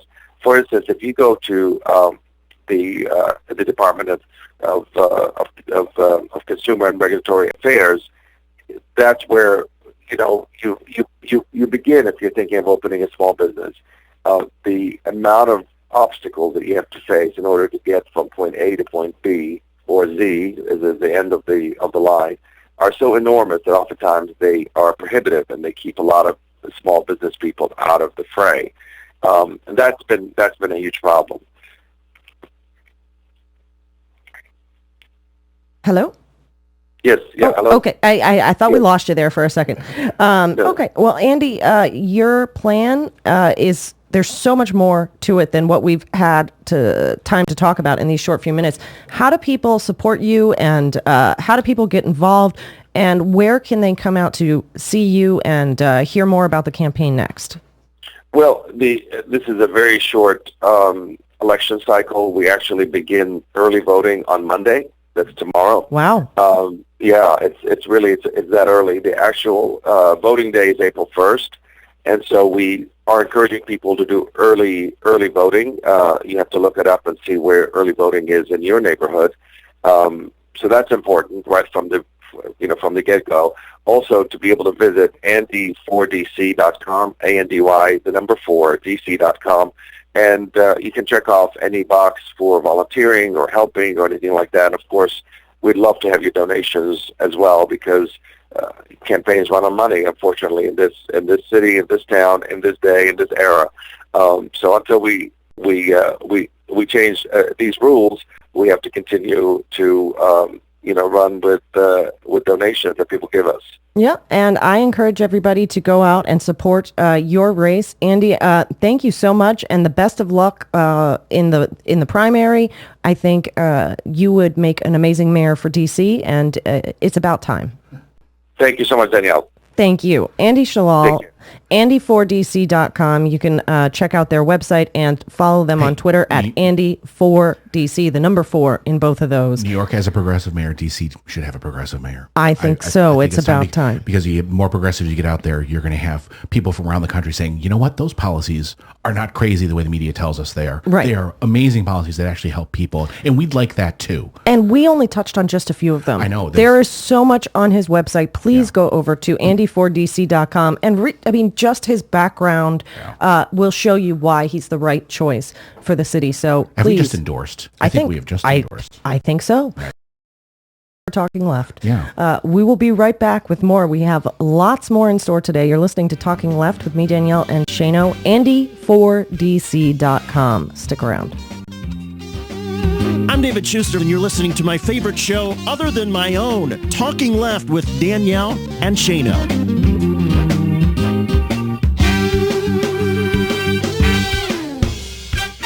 This is the Media Matters Minute. I'm Coleman Lowndes. This past weekend, conservative politicians and pundits convened for the Conservative Political Action Conference to talk to the Republican base. Let's take a look at some of the worst rhetoric. During his speech, conservative activist Ralph Reed likened President Obama to George Wallace, the famously pro-segregation governor of Alabama. 50 years ago, George Wallace stood in the schoolhouse door and said that African American students couldn't come in. Today, the Obama administration stands in that same schoolhouse door and refuses to let those children leave. Representative Paul Ryan told a story shaming low-income families, implying that students receiving food from school lunch programs have parents who don't care about them. Finally, conservative commentator Michael Medved shouted this outburst during a panel discussion. Where? No prohibition. There has never been a state in this country that has ever banned gay marriage. That's a liberal lie. For more on this and other stories, please visit MediaMatters.org. Filter Free Radio. Filter Free Radio. Filter Free Radio with Jacob Dean and Skeptical Scott. Jacob Dean. With Jacob Dean and Skeptical Scott. I keep going back to this sports analogy, and I know that a lot of people aren't into the sports thing, and I get that. But, if you got a team going up against another team, let's call them Team Democrats and Team Republicans, and let's say they play the same game over and over and over again for years and years and years and years and years and years and years, and they keep running the same play over and over again. Like the Democrats keep running the same play, the same exact play over and over again. Eventually, the other team's going to figure out, wait a minute, they're going to run that same play again, so we'll anticipate that, prepare for that, and make sure that doesn't happen. Filter Free Radio with Jacob Dean and Skeptical Scott. And so trying to solve today's problems with yesterday's solutions causes more problems. FilterFreeRadio.com. Dear Republicans, this coming election year, progressives everywhere want to thank you from the bottom of our bleeding hearts for being you. Go! From your war on women, thanks for pissing off half the country. Oops. To the government shutdown, absolutely brilliant. You must be stupid. We'd send flowers to each and every clown and carnival barker in your broken, dysfunctional party, but instead, we're throwing a party. On Saturday, May 10th, the world-famous Stephanie Miller Sexy Liberal Comedy Tour is coming to Albuquerque, New Mexico for some good old midterm mocking. Stephanie Miller and her Sexy Liberal players will perform live on stage at Popejoy Hall. Tickets are available online at UNMtickets.com. Don't miss the Sexy Liberal Schadenfreude. What the hell is that? That's the Stephanie Miller Sexy Liberal Comedy Tour, May 10th at Popejoy Hall in Albuquerque. Go to UNMtickets.com. Hey, America. We need to have food in our country, then we know what to do with. Food at the grocery store and vending machines, fast food, health food, and seafood. We've got so much food that anything people don't buy, we just throw out. Yet 17 million kids in America struggle with hunger. That ain't right. network of food banks has volunteers gathering excess food and getting it to hungry kids. They're kind of like food angels. Yeah, I made that up. It's kind of catchy. Hello, people. This isn't rocket science. We could solve hunger today. To start, become a food yourself. Supporting Feeding America and your local food bank at feedingamerica.org. That's a website. Duh. We can't do it without your help. Brought to you by Feeding America and the Ad Council.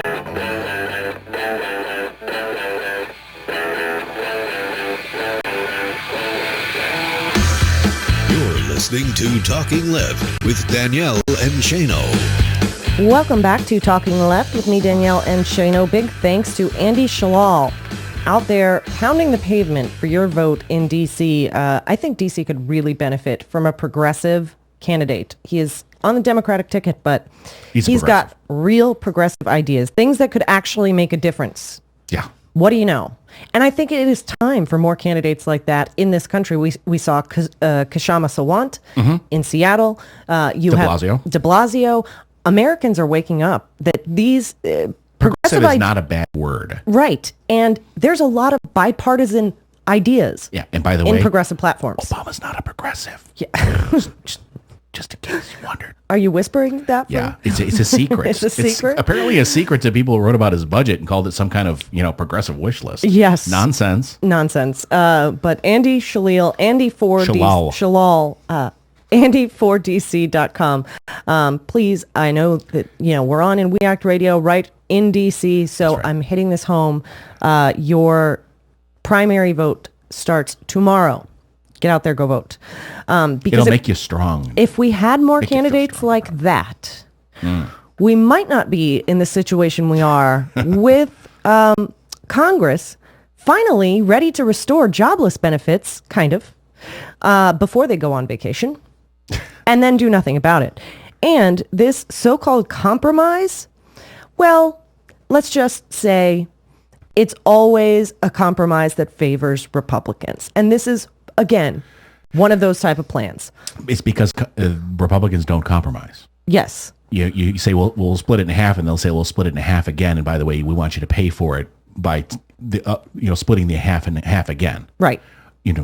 Because they don't care.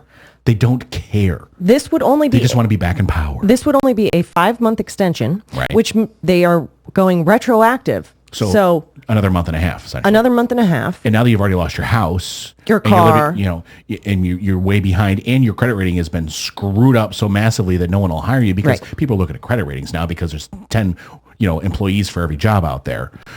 So we'll finally give you a check if we can find you because we don't have your address anymore. And they want to offset this $10 billion cost. Of course they do. Yes. How do we offset it with the defense budget? Nope. No. Extending fees on goods coming through U.S. Customs. I don't necessarily have a problem with that part. But here's the clincher. Altering the way corporations contribute to pensions. Wait a minute. What does this have to do with unemployment? Altering? Did they say any specific? No, this is just information from Senate staffers. Just altering it. We're just going to make a little fix. Despite searching, and maybe it is out there, and I haven't found it. I have not found an actual copy of this bill, like on Senate.gov, etc. But so we just have this information from reporters and from staffers. Yes, altering the way corporations contribute to pensions. How on earth does that affect unemployment? What, that you'll give more people a job if you don't actually have to provide them any decent benefits? Is that your backwards logic? It's been a decades long fight to get rid of, defined benefits and put it into. Well, and this extension will change 2 factors of the unemployment program, one of which require more job training for long-term jobless workers and laid off workers whose gross income the previous year topped 1 million would be ineligible for unemployment. I don't know how I feel about that. I don't like means testing safety nets. Right. Because they they have destroyed the word entitlement. And when I like when a safety net applies to all so that we avoid this because this is just another transfer of wealth from the wealth, as soon as it only goes to some people, and usually, safety Then net, you just have to keep moving that line. then just keep moving it. Just keep moving it, and then eventually be able to say, this is another entitlement. We need entitlement reform, which means we get rid of it. Well, and you know what? People in this economy, Yeah. some people went from making $1 million a year to living on the street. And why shouldn't those people be eligible? I don't like things that are constantly based on last year's income. What about the situation you're in now? Right. And I'm not going to cry if I'm a millionaire. No, me neither. But at the same time, I'll tell you, the more you make, I've made some decent money in my life. No, we're close to that. But the more you make, the more you spend. And the harder and you it's not, fall. It's not that you're being foolish. It's that you pay a little more in rent. You buy a little better car. And those bills don't go away just because you lost your job. Right. So basing it on your last year's income, I think is dumb. Basing it on your current assets and your current, money in the bank, which they already do unemployment based on. No, not unemployment. They only do that in TANF. I think I don't want to make it means tested. Yeah. Just like I don't want to make. They say, well, why should Bill Gates get a Social Security check? Because people put their money into it. It's an insurance policy. It's not an entitlement. Right. And I just don't like that. These job training programs are not always a good thing. Yes, if somebody is unemployed and cannot find is not going to school, is not doing anything, sure, provide a job training program. I like the option. But when they make it mandatory and they make, all kinds of things, then you have to have a car to get to There are many, not only that, there are many stories of, so somebody found themselves unemployed, so they decided to go back to college. Well, that college credit doesn't count towards this job training program. It has to only be selective programs, selective fields, so people have to stop going to college, which would then entitle them or enable them to get a better paying job when they go back to work. All right. And they're kicked out of the program. They're kicked off their benefits. Hey, we aren't even there yet because we can't even get them to vote. We can't get them to stay in the town for longer than 2 weeks at a time. True. To do it. So. Anyhow. We'll burn that bridge when we That's why we need progressive candidates. Andy4DC.com.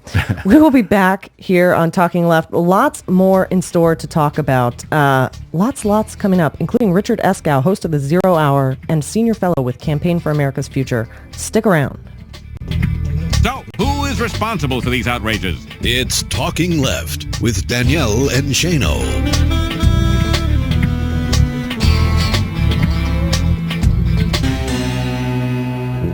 Terrestrial radio, they don't want us Soyuz around no more, so...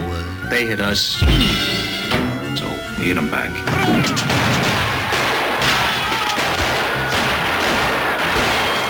SoFloRadio.com.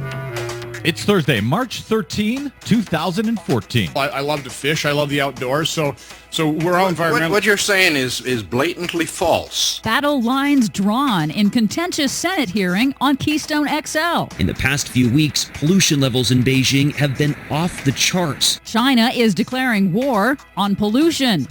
Drilling boom creating huge drilling waste problem. Plus, in the last 4 or 5 years, we have seen a doubling of wind and solar. We expect another doubling over the next several years. The Secretary of Energy predicts a boom in solar and wind. All of those predictions and more straight ahead.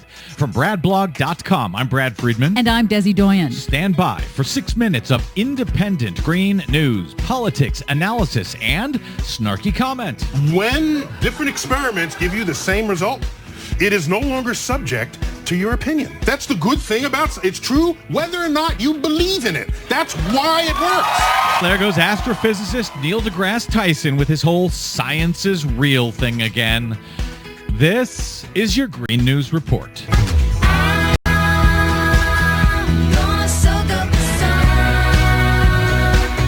Okay, Desi Doyen, I wouldn't call it science, but my prediction this week on the Bradcast, heard on Pacifica Radio and downloaded by iTunes, was as follows. It has been 80s and 90s all winter long, and if this winter doesn't turn out to be one of the hottest on record ever for the West Coast, I will eat my hat. Looks like I won't have to eat my hat. As we go to air today, NOAA's National Climate Data Center announces California had its warmest winter ever on historical record. Yep, not too surprising. What do you mean not surprising? I went out on a limb, made that prediction. No congratulations for me. Okay, congratulations for you. Hottest winter on record out here in California. Other than that, everything is fine. What predictions do you have for us today, Desi Doyen? Well, first, the Arctic. It's still melting. Despite claims by the climate change denial industry, the Arctic ice is not recovering. Satellite data shows winter growth of sea ice is at an all-time low for the month of February, and if that trend doesn't change, we may be headed to a new record loss of ice this summer,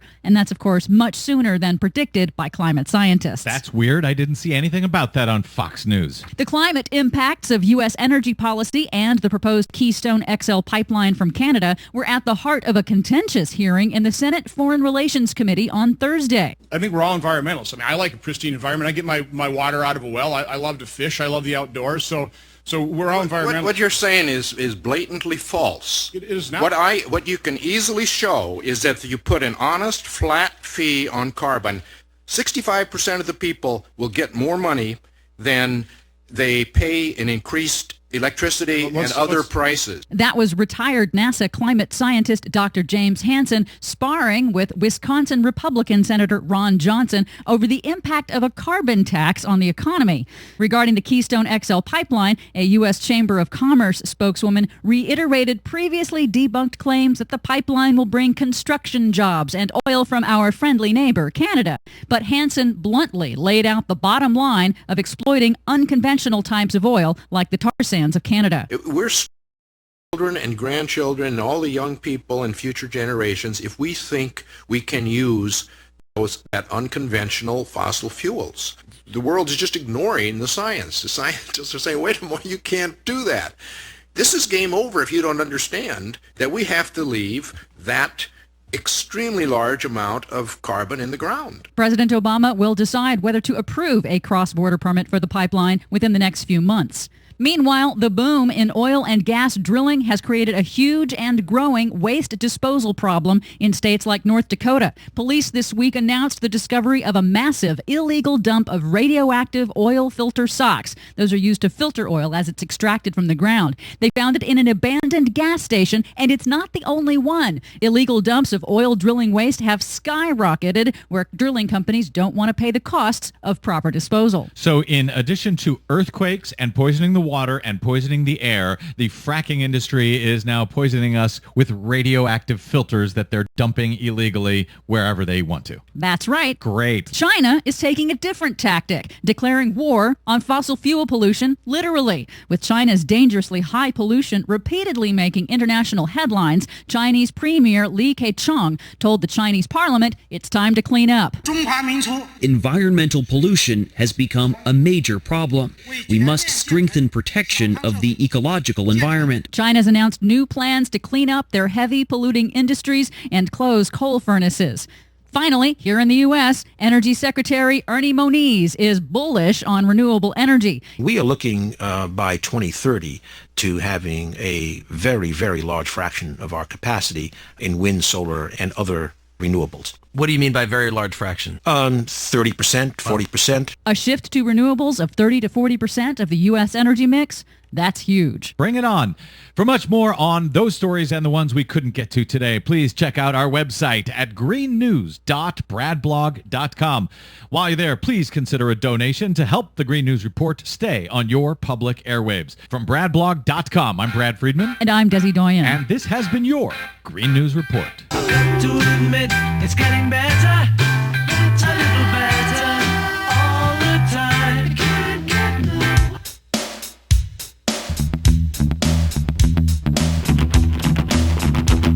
Broadcasting live from Washington, D.C., this is Talking Left with Danielle and Shano. Welcome back to Talking Left with me, Danielle and Shano. Thank you wherever you are checking us out, SoFlo Radio, We Act Radio, or hanging out in the chat room with us over at TalkingLeft.com. Please, if you have a second, go and like us on Facebook, facebook.com/TalkingLeft, and or follow us on Twitter at Talking Left. We love seeing your comments over there. And I changed my yes. my Twitter handle too. Yes. Not that I'm suggesting anyone follow me on Twitter because I'm never there. I'm never, ever there. But actually, I do read them. It's just kind of nice, during our other job, some people instant message me with information and things like that. So it's producer Shano. Yes. And it's up on the screen for people watching over on YouTube. Oh, cool. Yes. That's fancy. It's fancy and stuff. That's cool. So we talk a lot about this show, about the banksters, and a shout out to Jacob Dean, who is in the chat room, host of Filter Free Radio, because he's the one that came up with that phrase that has caught on so furiously. The banksters. Yeah, a show, Filter Free Radio, that doesn't just complain about the things like we do here. He actually has solutions. Yes. Yeah. Well, you can't talk to Jacob for more than 5 minutes and not be like ready to go out and make a sign and just start marching in the streets. Exactly. So, but speaking of the banksters, the banksters' bonuses in 2013, because they deserve to get lots of money for all the good they do for our country, right? Sure.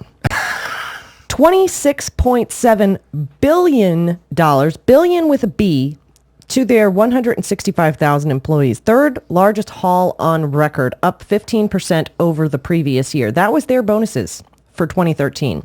That is enough to double the salary of everybody who is currently making the minimum wage, $7.25. That's 1,085,000 people. Now, if you factor in people who are, say, making $7.30 an hour, $7.40 an hour, maybe you couldn't afford to double everybody's salary, but you could sure still afford to give everybody a nice raise. And you know how much economic activity that would spur versus giving that money to a few people who are just going to park somewhere or buy another jet.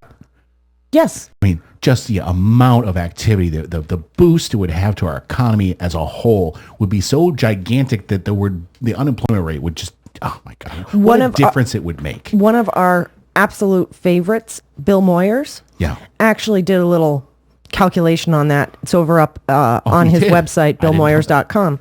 Yes. Every dollar you put into the pockets of low-wage workers, people making, below $10, adds $1.21 to the economy. Okay. What happens when you give a dollar to a billionaire? When you give an extra dollar to a high-income American, you get back 39 cents. So you lose money in the economy. Right. The economy essentially loses 60 cents for every dollar it gives to a billionaire, because they're only giving back 40 cents in economic activity. Because they can afford... There's only so much money you can spend. Right. They can afford to stash away their bonuses and not have to spend everything, where people making minimum wage have to go out and spend every dollar they make. So if you took They don't have to. It's that you finally have enough money to actually pay for food and to go to a doctor, maybe. Yeah, what do you know? What a novel idea in the richest country in the world. That, if you were to give that $26 billion to low-wage workers instead of the banksters, you would get $32 billion back in economic activity. That's a pretty big boost to our economy. If you gave that $26 billion to the banksters like you did, you only get $10 billion back. There you have it. So, and actually, when you also, I wonder if he's even taking into account also that you would actually move people into tax brackets that might be paying taxes, then money would go into the government, and then all the deficit hawks who are all screaming, "Oh, the debt, blah, blah, blah," would actually get paid down a little bit. Instead of getting stashed in a tax exemption, there'd actually be money that was going into Social Security, because that would certainly be under the $120,000 instead of at the way above it, so they're not even paying FICA on it. Well, and when you give low-wage workers a raise, some of them, I don't know, tend to not need so many food stamps, housing assistance, heating assistance. It just seems so common sense. It does. Yet we continue in this country, and by we, I mean the corporate America, continues to reward people who gamble for a living instead of people who actually get out and work. So interesting. Evangelicals are pro-gambler. Who would have guessed? Think about that. I thought that was like a sin or something. Well, not only do they gamble, but they lie, cheat, and steal while they're at it. Yeah, this is an amazing story. There is an incredible story over at Think Progress. It's also up at several other places. But Wells Fargo, one of the nation's largest mortgage servicers, apparently had a formal process to fake documents. So institutional forgery. Right.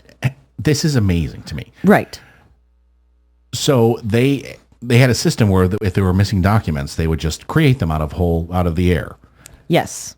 And they had a process. Yes. And have they responded to this? They are, of course, denying the charges. However, this process is actually documented. It's in their instruction manual. And that instruction manual has become evidence in a court case in New York against Wells Fargo. This manual allegedly shows employees how to fudge paperwork that may be missing. Because for anybody who doesn't know, in order to foreclose on a home, first and foremost, the bank has to prove that they own that loan. Right.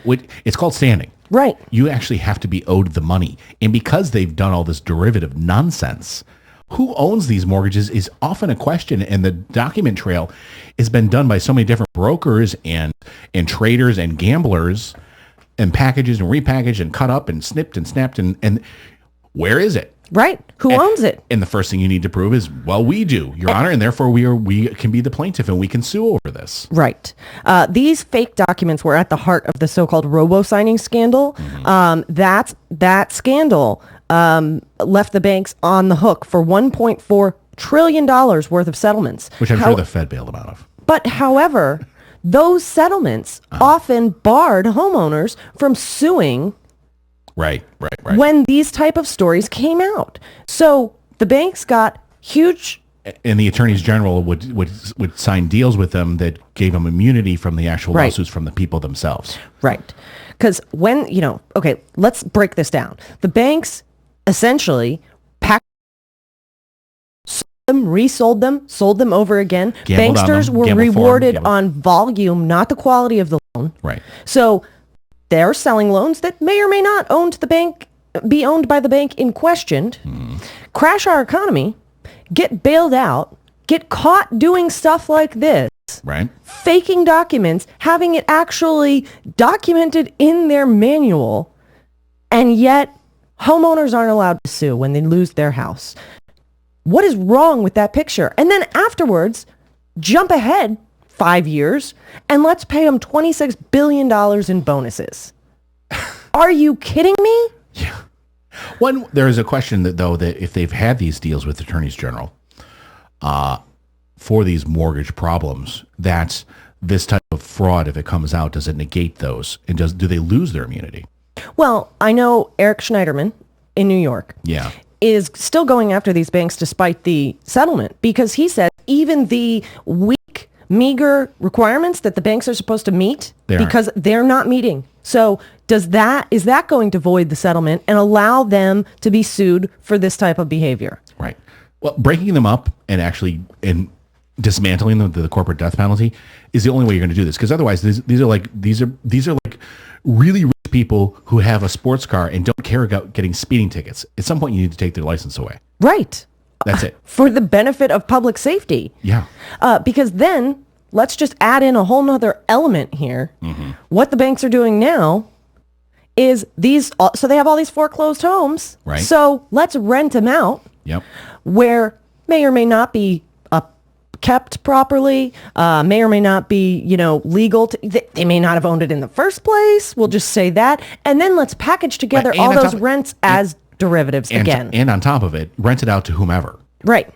Don't do credit checks. They may or may not be able to pay their rent, but there's no information on this. So let's have Standard & Poor's and all those companies, again, give us a AAA rating and let's go bet on them. Good idea. Or against them. And let's pay them billions in bonuses while we do it. What could possibly go wrong?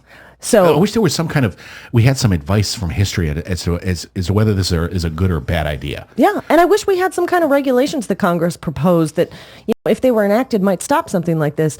Oh, Dodd-Frank, that's right. 5 years later, hasn't been fully instituted. It can't be. If they don't fund it and they don't allow the rules-making process to go forward, they drag their feet like a cadaver. Dragged. Just like it's wrong that the Koch brothers can spend $400 million, in elections. It's wrong that somebody who gambles for a living gets $26 billion in bonuses while people who work 40, 50, 60 hours a week for less than minimum wage get denied food stamps. Yeah. But there's a solution to this. And we talked about it in the very first segment of the show. State banks. Yeah. Have some competition. State banks, publicly funded elections. Yeah. Wow. Win, biting off win, a lot. win. You're biting off a lot Yes. with that one. We can't get Congress to vote on unemployment. What type of nation do we want to be? Yeah. What type of nation? And do we have a say in what type of nation we're going to be? Right. I don't care what political party you are in. You tell me that that process is just, that is moral. It's not. And we can do better. You're listening to Talking Left with me, Danielle and Shano, and we'll be back with more. So stick around. This is not normal. It's Talking Left with Danielle and Shano. This is the Media Matters Minute. I'm Hillary Tone. Right-wing media outlets were quick to attack President Obama's new plan to alter Labor Department pay requirements to expand the number of salaried workers who qualify for overtime. On Fox & Friends, host Elizabeth Hasselbeck warned that it would undercut work ethic. Yeah, that has economists concerned, right? I mean, they're worried that it's more expensive to hire people if you follow this formula. They're worried that, doing the numbers alone, that it also sort of undercuts work ethic here, that if you want to sort of make an impression on your employer, go the extra mile, that they will now, bosses, just based on numbers, will have to say, no, you can't work a little harder to get ahead because I can't afford that. These reflexive attacks highlight conservative media's tendency to denounce proposals designed to benefit workers by romanticizing economic hardship. Outlets like Fox News have previously commended the uniquely American desire to work more, work harder, and take on 2 and 3 jobs to make ends meet as something that is being undermined by policies that offer workers more flexibility. For more on this and other stories, please visit MediaMatters.org. Filter-free radio. Filter-free radio. Filter-free radio with Jacob Dean and Skeptical Scott. Jacob Dean. With Jacob Dean and Skeptical Scott. A sense of responsibility. I think that's one of the big things that separates the innocent child from the adult that knows better, is the sense of responsibility. And I know that none of us really like to take on more responsibility because most of us, we don't like to do anything. We like to sit on our ass and not be responsible for anything. I don't like responsibility. Exactly. But here's the problem. The people that are most responsible for beginning and really carrying through this revolution, the New Year's revolution, is you and me. Filter-free radio with Jacob Dean and Skeptical Scott. The ones who have more of a grasp of what's actually happening. And I hate to, give you some homework or more responsibilities, but I think more of the weight of the responsibility is on those of us who know better. FilterFreeRadio.com. My fellow Americans, our long national nightmare is over. You heard that right, Minnesota. Michelle Bachmann is leaving Congress. And to celebrate, it's out with the crazy. Bye-bye. And in with the sexy. Backed by overwhelming popular demand, the Stephanie Miller Sexy Liberal Comedy Tour is coming to Minneapolis June 7th at the State Theater. Comedic geniuses John Fugelsang and Carlos Alazraqui will perform live on stage with the star of all progressive media, Stephanie Miller. Are they pro-America or anti-America? Tickets are available at Ticketmaster.com. Don't miss this evening of political comedy with a special goodbye to Michelle and Marcus, too. Clang, clang, clang goes the trolley! That's the Stephanie Miller Sexy Liberal Comedy Tour, live June 7th at the State Theater in Minneapolis. Get your tickets now. Go to Ticketmaster.com. I'm in almost every school bus and classroom. I go to school with your children. We say the Pledge of Allegiance together. You see me around the neighborhood and you tell me that I'm a pretty good kid. Well, I'm one out of every 5 children in America, and I'm struggling with hunger. This problem is closer than you think. My teacher tells me we can grow up to be whatever we want. I want to grow up to be someone who doesn't go to bed hungry. There's enough food in this country to feed everybody. Please visit feedingamerica.org today and find your local food bank for ways to help. Every dollar you donate helps provide 8 meals for kids like me, quietly struggling with hunger. Together, we are Feeding America, brought to you by Feeding America and the Ad Council.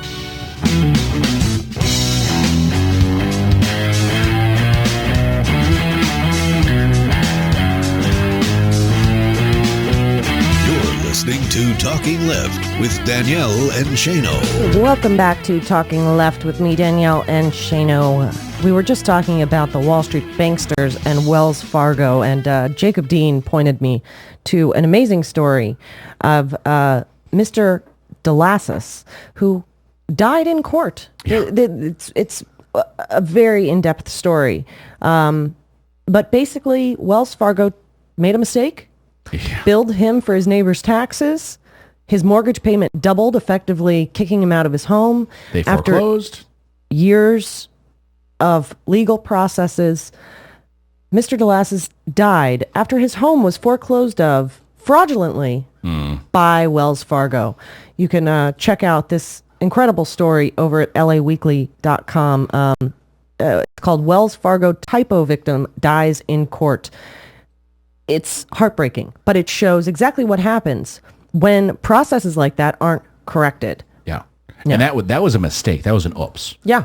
You know, these are deliberate. This is an oops. This is here's how we get around the system, and we're going to just make up documents. Right. And if you think they're doing that in mortgages, where else are they doing it? Oh man. Yeah. Debt I would collection. say I don't. Oh, yeah. Wow. Do you really believe that? How many times do we hear about people getting billed for other people's debt or debt that was already paid off? Same situation. They're selling it off to different companies, and different companies come in and say, "Yeah, we own it. We'll prove it." And no one. Well, we should actually do a segment on this. Yeah, and we'll do it another time. Yeah, after the 27th. Yeah. Yeah. Shane, when we win a second time. Yeah, Shane, you were telling me during the break about an amazing fracking protest that you'll not hear about in the mainstream media. And I have no doubt. Thousands showing up at the California State Capitol to protest fracking. That is awesome. California, which is under an extreme drought, is saying, they've been fighting the fracking industry for a long time as it is. Yeah. But right now, when water is particularly scarce, should it be going to fracking companies instead of crops and people? Right. And so, but thousands showed up. Thousands. So it's a great thing. Let's cover it. There's pictures if you want to, if you go over to San Diego's newspaper, it's covered there. There are pictures at Think Progress. It is going on despite the fact that it's not going to be shown. Yeah, right on. The networks. I think there's so and also there's another thing about the Antiquities Act that the president is kind of stepped up quietly. The Antiquities Act is national parks. Mm-hmm. I think most people know about the Antiquities Act actually from watching The West Wing. Okay, that's how I actually learned about the Antiquities Act. And I went to law school, hadn't heard about it. It's about designating certain land as a monument, federal land, that it shall not be touched. Something Bush only did 5 times because, he would rather drill than save. But the president has been kicking it up a little bit because people have been saying, why don't you use the Antiquities Act? And he's stepped it up. So just designating different properties. Nope, you aren't touching this. Nope, you aren't touching that. This is now a national park. Or this is now a national monument. I think that's awesome. And I think that it's amazing that thousands of people show up in the street for what they care about. Yeah. And also to point out the State of the Union, there was a relatively benign line in it where the president said, I'll use my authority to protect more of our pristine federal lands for future generations. That wasn't just about approving or disproving permits. Yeah, I think it was more about the Antiquities Act. So watch for this. I think it's a great idea. He said his pen in his phone, and this is this pen. I think he should take it a step further and say no to Keystone. Yeah, let's make it that. There's a strip of land that goes from Montana all the way down to Louisiana. I think that's now a federal park. It's now a federal park. Yes, I think so. That would be interesting. Speaking of the president, we spoke last week about his budget, and we're going to speak with Richard Eskow, Senior Fellow for the Campaign for America's Future and host of the Zero Hour right here on We Act Radio, Saturdays noon to 3 Eastern. I found another amazing little tidbit out about the president's budget. We made the argument by quoting Richard Eskow last week that the president's budget was being called it's a campaign brochure. It's unrealistic. It wasn't even really that progressive. No. In fact, it was so not progressive that included in that budget is a plan to dismantle the post office, a plan to end Saturday delivery, shift away from at-the-door delivery, and essentially go through the process of opening up to private firms. So in other words, destroying the largest public union in the country. How's that progressive? It's not. Exactly. We're going to speak with Richard Eskow next about that. Again, Senior Fellow with the Campaign for America's Future and host of the Zero Hour right here on We Act Radio. Stick around. Everyone expected just a piece of fluff, but we wanted to do something important. You know, issue stuff. It's Talking Left with Danielle and Shano.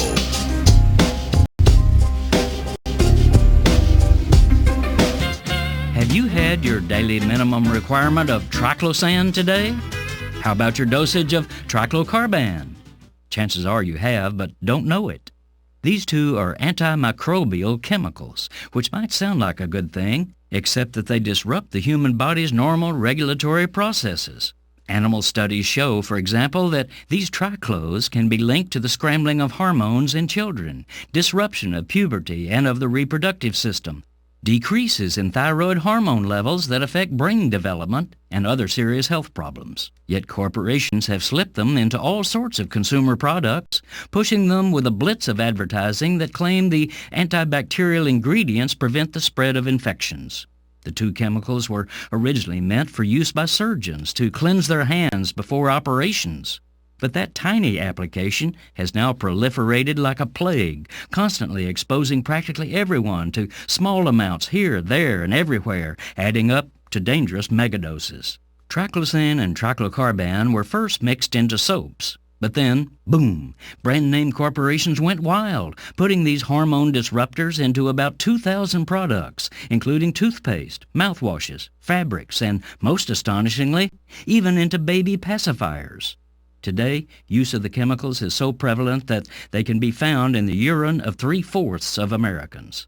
They also accumulate in groundwater and soil, so they saturate our environment and eventually ourselves. One study found them in the breast milk of 97%. For decades, corporate lobbying and regulatory meekness let this chemical menace spread. But now, the Food and Drug Administration is finally questioning the continued use of the two triclos. For more information and action, go to the Natural Resources Defense Council, nrdc.org. Need an antidote to the progressive blues? Want some good news about how grassroots folks are rebelling against the corporate powers and winning? Well, here's an easy-to-swallow pill for you, the Hightower Lowdown. Hightower's monthly newsletter will give you the lowdown, even as it lifts you up. It's 4 pages a month, jam-packed with facts you can use, actions you can take, and Jim's own Texas humor, all for only $15 a year. To become a lowdowner, go to hightowerlowdown.org.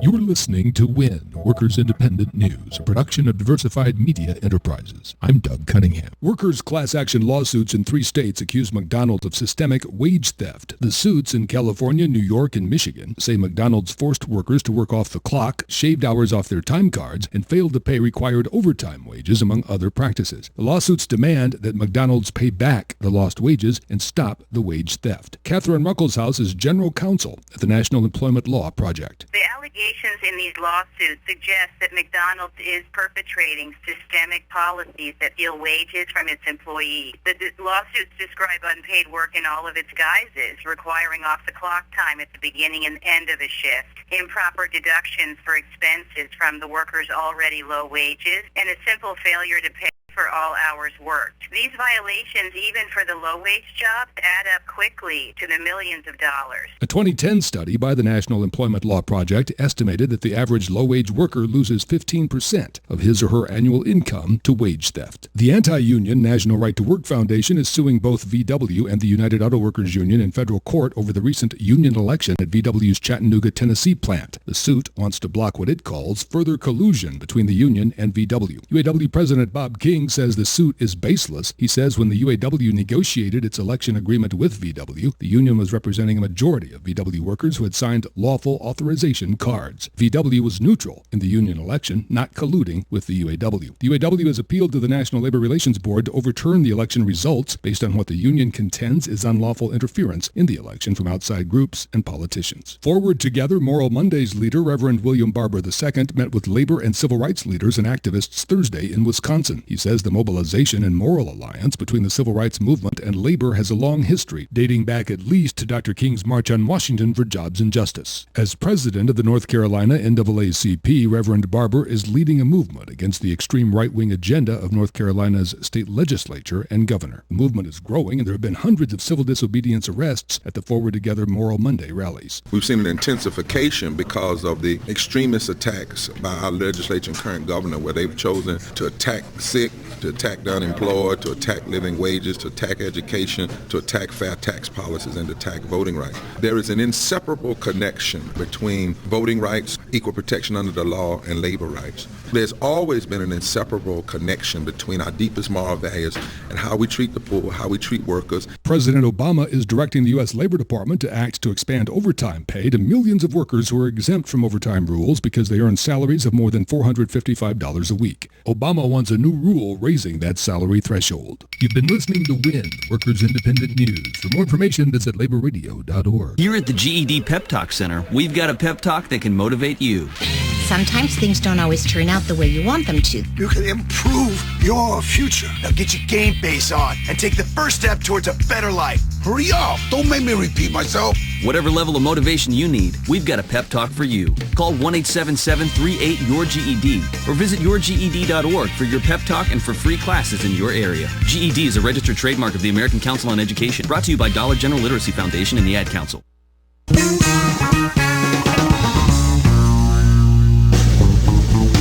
You're listening to Talking Left with Danielle and Shano. Welcome back to Talking Left with me, Danielle and Shano. We told you last week about Richard Eskow's article, The End of Austerity, and he did a great write-up about what we could expect when we saw Obama's new budget. And then it was released, and he was right on. So who better to speak with about that budget and about the new Better Off budget from the Congressional Progressive Caucus, but Richard Eskow himself, Senior Fellow of the Campaign for America's Future and host of the Zero Hour, which you can check out right here on We Act Radio, noon to 3 on Saturdays, as well as various other stations throughout the country. Richard, thanks so much for joining us. Oh, you bet. It's my pleasure. Very excited to speak with you. You completely predicted before it was released what Obama's budget was going to be, and that this claim of the end of austerity was really not maybe the most honest description of the budget. How did you know this was going to happen? Was this just because of his policies, or did you have a preview of the budget? Well, yeah, it wasn't any particular psychic gift on my part. They were pretty much doing two things at once to preview the, every time a budget comes out, there's prep work that's done, including testing ideas and kind of getting the rhetoric ready and all that. And it was clear that this budget was being prepared along two parallel tracks. And one was a rhetorical track that said the era of austerity is over. We have to stop being so worried about cutting government spending and more concerned about getting the economy moving and people back to work. That was the rhetorical track. But on the policy track, the hints were being dropped all over the place that this budget was in many ways going to reflect a continuation of a kind of modified austerity approach rather than the kind of significant intervention that's needed to deal with some of our critical employment wage problems.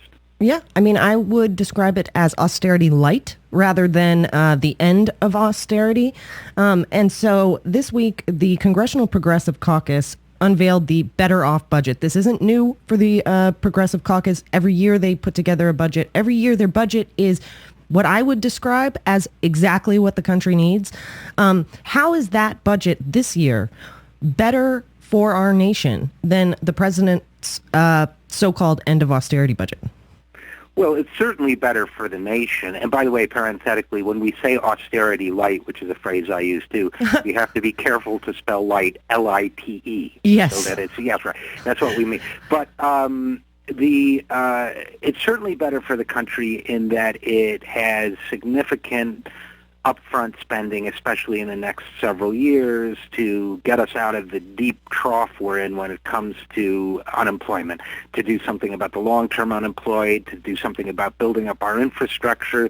These things are critical, and it does far more than the president's budget to have the wealthy pay their fair share of taxes, which is certainly something that's needed to get the funds we need to fix our economy, and frankly to get a more just and equitable economic system, to do more about that inequality that a lot of people talk about but few people do much about. So in all those senses, I think it's a significant improvement over the president's budget. I would say that in an ideal world, the Congressional Progressive Caucus budget would be the Democratic president's budget, and there would be a truly left. I mean, it's a very good budget, but what's striking about the CPC budget is how extremely moderate it is in a historical context, and really almost center of the road. This should not be considered, a far left budget by any means. It's a sensible, common sense, Keynesian approach to getting the economy working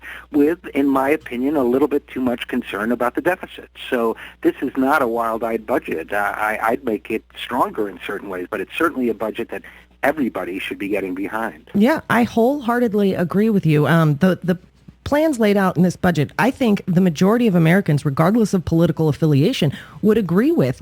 New Deal attack on unemployment, public works, overhauling the tax code, a public option on health care, a price on carbon, reducing military spending, and publicly funding elections. These are not extreme ideas. These are not like, minimum basic income, free health care, and education for all. A lot of policies that some, at least myself on the left, would love to see in a budget, yet this is considered extreme.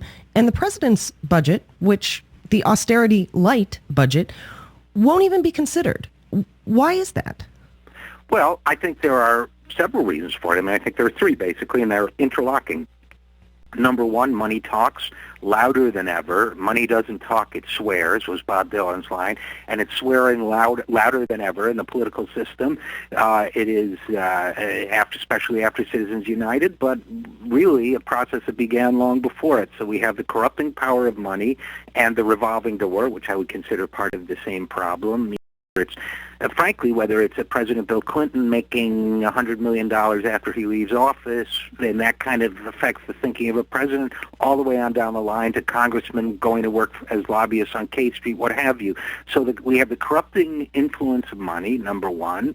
We have the very related phenomenon of a very distorted media coverage of economic issues that now has polluted every outlet, not just Fox News, but 60 Minutes, for example, very, very pro-Wall Street, very slanted now, not the kind of investigative, hound dog it used to be. So we have money, we have media, and we have the lack of citizen pressure. That's the third piece, and that's where all of us as individuals come in, because political people by nature respond to outside stimuli, and if the only stimuli they're getting are money and visits from lobbyists, that's going to skew the political process. But if they're getting petitions, phone calls, demonstrations outside their office. You saw how quickly the Occupy movement changed the dialogue in the year leading up to the presidential election of 2012. So you saw how 2011 changed 2012 because of citizen action. So the absence or presence of citizen action is the third determining factor, in my opinion. Yeah, I just want to quickly remind everybody, we're speaking with Richard Eskow, RJ Eskow. You can follow him on Twitter at RJ Eskow. You can listen to his show, The Zero Hour, right here on We Act Radio, as well as Chicago and lots of other places. I'm just curious about this view of the Congressional Progressive Caucus and progressives in general. Just like you said, the Occupy movement changed 2012. Progressive ideas really move people, get people involved. Yet we're constantly stuck in this cycle where the Tea Party gets validated, gets treated like a legitimate political movement, and people aren't even aware that there are 71 members of the Congressional Progressive Caucus in the House. How do we change that? How do we, get these ideas moving forward?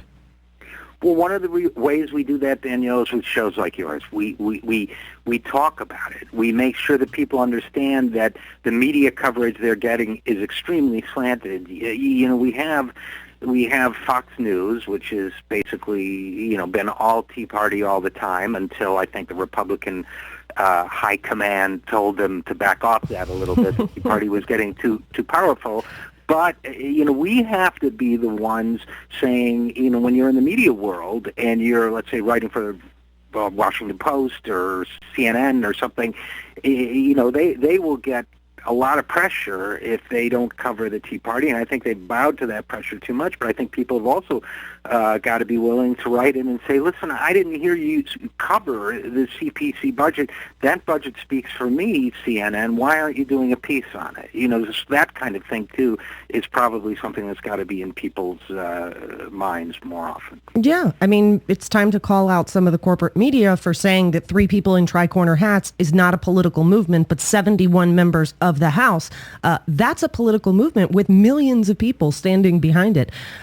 So what's your take on this whole budget process? Are we just going to continue the austerity policies? Is Paul Ryan's, nonsense austerity budget going to get considered as a legitimate option? What do you see going forward? Well, I think short-term is far less encouraging than the potential for long-term. I mean, look, here's what they've set up as a scenario, and by they, I mean, the sort of elite of the D.C. circuit. They've set up a phony scenario that's easy for them to believe and others to believe, in which the rightmost parameter of the political dialogue is Paul Ryan's crazy extremism, and the leftmost, like way out there on the fringe leftmost thing, is the CPC budget with something like, let's just take one example, the Buffett rule in it, which says that a billionaire should pay at least as much in taxes as his secretary does. Now think about that for a second. Number one, the Buffett rule, which is supposedly the leftmost extreme, is supported by a majority of people in the polls. So on the one hand, you have the majority view, including in many cases the majority view of registered Republicans, is left and crazy. Views that are despised by most voters, including most Republicans, are the rightmost opinion. So we're going to get something in the middle, which is far to the right of public opinion. That's a skew that's absolutely got to stop, just in terms of the presentation of what public opinion is, number one. And then number two, in terms of policy, really, is that our vision of a just society? Warren Buffett pays the same salary tax percentage as his secretary. Can't we do a little better than that? His manager bragged about it. That was the high number in the 1950s. Now what, he's going to pay what his secretary pays? Come on. So that's the dynamic we have to shift in the long run. But in the short run, I'm afraid it's going to be, well, you got these nuts on the left, you got these nuts on the right, and we've got our responsible leaders who will find something in the middle. Yeah, I personally am really tired of the compromise. You addressed that in your review of Obama's budget when it came out. Just quickly, I'd like to ask about the chain CPI. We don't see it in President Obama's budget. This is being touted by a lot of people on the left as a big victory. You called it in your previous article, and I think you're absolutely correct. Is this the end? Is this the last time we're going to see chain CPI, or is this another, just like you said, pushing the compromise point to the right? Well, it remains to be seen. I think that there were many times when Obama, first of all, in private conversations with administration officials and others, the administration wanted to change CPI. They thought it was good policy. They thought it was a good way to make them look, quote unquote, moderate. The left stopped it. There's no question, no matter what they say. The left, militant, organized effort stopped it from being included in the State of the Union in 2010, took it out of the budget in 2014. It will come back like a bad penny, or like, Carrie's mom at the end of Carrie. It will be back after we celebrate its demise, unless we stay organized. And I love the discussion about expanding Social Security, one, because it's needed, and two, because it moves the focus away from these destructive cuts and makes them even less likely by talking about expansion instead. Yeah, absolutely. Richard, it is awesome speaking with you. You just cut this down to the very basic nitty gritty. Just curious, since you are a bold progressive, again, senior fellow for Campaign for America's Future, what's your thoughts on the minimum basic income? It's a theory I've thought about, talked about a lot lately, and I think it's a great solution to a lot of these so-called problems. Any thoughts on that? Well, as you know, Richard Nixon also thought it was a great solution and proposed it, and it came within one vote of, as I recall, of getting through Congress. So, I mean, I think this is exactly the kind of thing we should be talking about. I believe we should have something like a basic minimum income in this country. I also believe that studies are very clear that the way to address poverty is to give poor people money, period. So I think we've got to get away from the sort of patronizing views of addressing economic inequality and push towards these kinds of solutions. I think they make absolute sense. And I would add to that something you mentioned in passing earlier on, which is free higher education. Yeah, it makes so much sense. I just don't understand why Republicans wouldn't support this. They constantly talk about, shrinking the government and too many social programs going on. It seems like a clear solution to me. Richard, thank you so very much for speaking with us. Your work is amazing, and it's an honor to get the chance to speak with you. Hey, thank you. It's a pleasure being here, and you keep up the great work, too. Thank you very much. Richard Eskow, everybody. You can check out the Campaign for America's Future at ourfuture.org. You can find Richard's show at weactradio.com, among other places. That's the 0 Hour. You can also get it on iTunes, and follow Richard on Twitter at RJEskow. This has been Talking Left with me, Danielle, and Shano. Bold ideas, militant left movement. That's what we really need in this country, and we can do it. You're listening to Talking Left, and we'll be back with more. Stick around. It reflects the drama of the human experience, and isn't that the essence of art? It's Talking Left with Danielle and Shano. This is the Media Matters Minute. I'm John Kerr. President Obama appeared on Zach Galifianakis' comedy show Between Two Ferns, which airs on the website Funny or Die to get the healthcare.gov message out to a younger audience. If they get that health insurance, it can really make a big difference, and they've got till March 31st to sign up. I don't have a computer, so how does... Well, then you can call 1-800-318-2596. Fox and Friends hosts Elizabeth Hasselbeck, Brian Kilmeade, and Peter Johnson Jr. had a different take on the interview. Some would argue it's inappropriate for the President of the United States to be advertising a law, an insurance plan. Well, the comedian was speaking truth to power, wasn't he? The whole thing was a big mock-up. I think it's pretty tragic. Seemed pretty whoever real. recommended that he do that show should be fired. The conservative Washington Free Beacon described Galifianakis' interview with President Obama as, quote, just dreadful and gross. And Fox contributor and town hall editor Katie Pavlich's response to Obama's appearance on Funny or Die was a tweet saying, quote, I choose die. For more on this and other stories, please visit MediaMatters.org. Hey friends, Jacob Dean here with exciting news. You can now hear my show, Filter Free Radio, on the free Stitcher mobile app. Just download the free Stitcher app from Stitcher.com or in the App Store and search for Filter Free Radio. That's all there is to it. No syncing, no taking up memory on your device. Just Filter Free Radio on demand for you on the go. Plus, you can rate and review Filter Free Radio on Stitcher. The more you rate, review, and share us, the higher we will rank on Stitcher, and that means the more people will discover Filter Free Radio. It's never been easier to enjoy Filter Free Radio and help us spread the word. So download the free Stitcher app, search for Filter Free Radio, and start benefiting from unfiltered radical truth-telling anytime, anywhere. Thanks, and keep up the good fight. Chicago, in the coming months, let's see where we can make progress together. Let's make this a year of sexy liberals. That's what most Americans want. That's right. Land of Lincoln, home of our president. On April 26th, the Stephanie Miller Sexy Liberal Comedy Tour is making its triumphant return to Chicago. It should read, tonight only, Stephanie Miller's triumphant return. John Fugelsang, Carlos Alazraqui, and progressive radio and television star Stephanie Miller will perform live at the world-famous Chicago Theater. Tickets are available at Ticketmaster.com and at the Chicago Theater box office. Don't miss Stephanie Miller's own twist on Chicago-style politics. Politics ain't beanbag. That's the Stephanie Miller Sexy Liberal Comedy Tour, live April 26th at the Chicago Theater. Get your tickets now. Go to Ticketmaster.com. When I grow up, I want to be a new pair of blue jeans. When I grow up, I want to be a kid's first computer. When I grow up, I want to be a glass countertop in a new home. When I grow up, I want to be a kid's best birthday present. When I grow up, I want to be a football stadium. When I grow up, I want to be a warm fleece on a cold day. When I grow up, I want to be a fancy backsplash. I want to be a bike that races around the country. When I grow up, I want to be a bench on a forest trail. I want to be a rocking chair on a sunny porch. I want to be a skyscraper. I want to be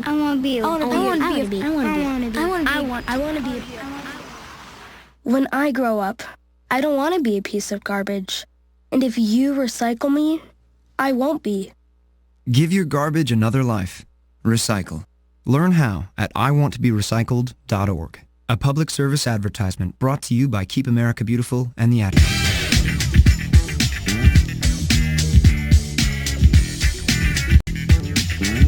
You're listening to Talking Left with Danielle and Shano. Welcome back to Talking Left with me, Danielle and Shano. Thank you wherever you are hanging out with us. SoFlo Radio over in the chat room at TalkingLeft.com, or of course, We Act Radio, 1480 AM WPWC in Washington, D.C. Big thanks to Richard Escow. Yes. Also a We Act Radio host. He just breaks down in such an amazing way.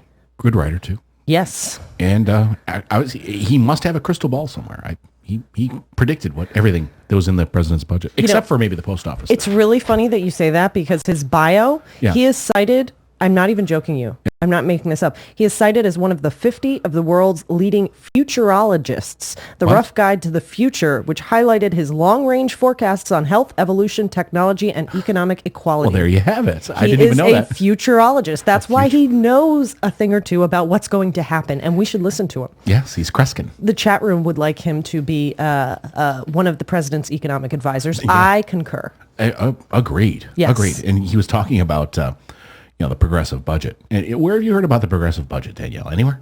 A few progressive outlets, but that's about it. Nowhere in the mainstream corporate media. Yeah, and Fairness and Accuracy in Reporting has put out a blog about, once again, the progressive budget's media blackout. Mm-hmm. Media blackout, just pretty much not covered at all. Al Jazeera had it. That's about it. And Tom Hartman had it. Of course. I'm talking about the mainstream corporate, MSNBC, CBS, ABC, CNN. Al Jazeera had it, and there was a mention on Alex Wagner's show at MSNBC. That's it. That's it. But if the Tea Partiers, if 5 of them show up in one place, forget about it. It's everywhere. So the Progressive Caucus just is the largest in the House. 71 members. 71 members. The Tea Party caucus at its height, 60. At its height. And where is it now? 0. It dwindled down to 0. They pretty much had no meetings, and they tried to reboot it for this Congress back last April. 20 people showed up, no senators. They pressed the restart button. Yes. Did they look into Michelle Bachmann's soul? Yes. No. Well, they're losing their factless leader too, Michelle Bachmann. Yet it's still talked about as a legitimate movement. Yeah. And yet, not only you talk about as a political force, they have all moved to heritage. If you want the Tea Party take on things, you go to Jim DeMint, right? Who's no longer in the Senate. You talk about the media blackout on the Congressional Progressive Caucus budget. Yeah. How about the media blackout on the Congressional Progressive Caucus in general? Yeah. When do we hear that term? The largest caucus in the House. When do we hear about it? Yet you go through any of these ideas and people on the left, right, middle, wherever agree. These are not crazy ideas. Publicly funding campaigns. Do you know why? There's many reasons why. One of them, though, is because if they put out and they covered the progressive budget, they couldn't call the president's a progressive wish list. They'd have to actually call it what it is. It's pretty darn moderate to conservative. I think the fact is, the corporate media wants wages kept low. They want workers kept begging for a job. They want energy exploration. They want to drop bombs. Right. They want to be able to keep buying off politicians. They want people in poverty so that they are willing to do... They want their mergers to go through, right. And they want net neutrality gone so they can charge us as much as they possibly can for the thing about talking about progressive budgets, you actually have to talk about progressive ideas. Yeah, and actually put them out there. And people will realize, hey, progressive isn't a bad word. It's actually pretty American. How about that? Yeah. It's pretty reasonable. Yes. Yes. We always like to end show with a funny story, and you found a great one this week. Actually quoting a Wall Street Journal. It's almost tax time. Yes, it's almost tax time. Actually quoting a Wall Street Journal article, which I think outside of ridicule, maybe the first time on our show. Actually, I have no problem quoting Wall Street Journal articles all day long. It's their opinion pages. It's a joke. Okay. So let's just say that their editorial board is nuts. They're all Friedmanites. There is an article by Andrew Grossman over at the Wall Street Journal called "Prosecutors, Fraudsters File Fake Tax Return as Eric Holder." Oops. Probably the last person in the country that you want to try and steal their identity. Or then maybe the president. Yeah. But I have a feeling people might be a little suspicious when you try and file a tax return that says you're working at Walmart with the name Eric J. Holder and the Social Security number and other information corresponding to, yes, that would be the Attorney General for the United States. That's amazing. Oh, what do you even say to that? Well, they obviously don't know who the Attorney General is. Yeah, considering you're criminals, you may want to look into who could be prosecuting. The chief prosecutor in the entire United States. Yes. The big guy, the one who could put you in jail real quick. Tax return fraud is actually a growing problem in the country. Yeah. Perpetrators steal the personal information. They fill out returns as if you work for a specific company, file them electronically, hoping to get your tax return. Right. So they did this. They just happened to really pick the wrong person. And yes, Mr. Yafet Tadesi and Yaso Abibi, probably totally screwed up those names, have both pled guilty to charges related to the scheme. Not so surprised there. Wow. Good job, guys. Good job. You may want to rethink your career choice. Well, their career choice now is pretty much set out for a number of years, I'd say. Yes. License plates may be involved. Yeah. Yeah. Well, that's a whole other show. I would like to thank our great guests today and remind everybody you could go out and vote early in the primary race for mayor in Washington, D.C. tomorrow. You must go out and vote.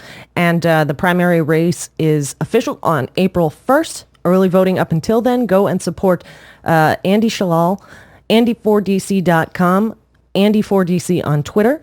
Want to thank Richard Eskow, Campaign for America's Future, as well as the host of the 0 Hour here on We Act Radio, among other places.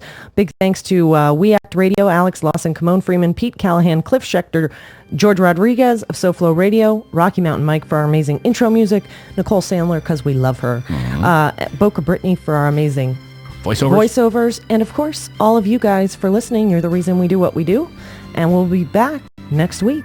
Happy St. Patrick's Day. Happy St. Patrick's Day.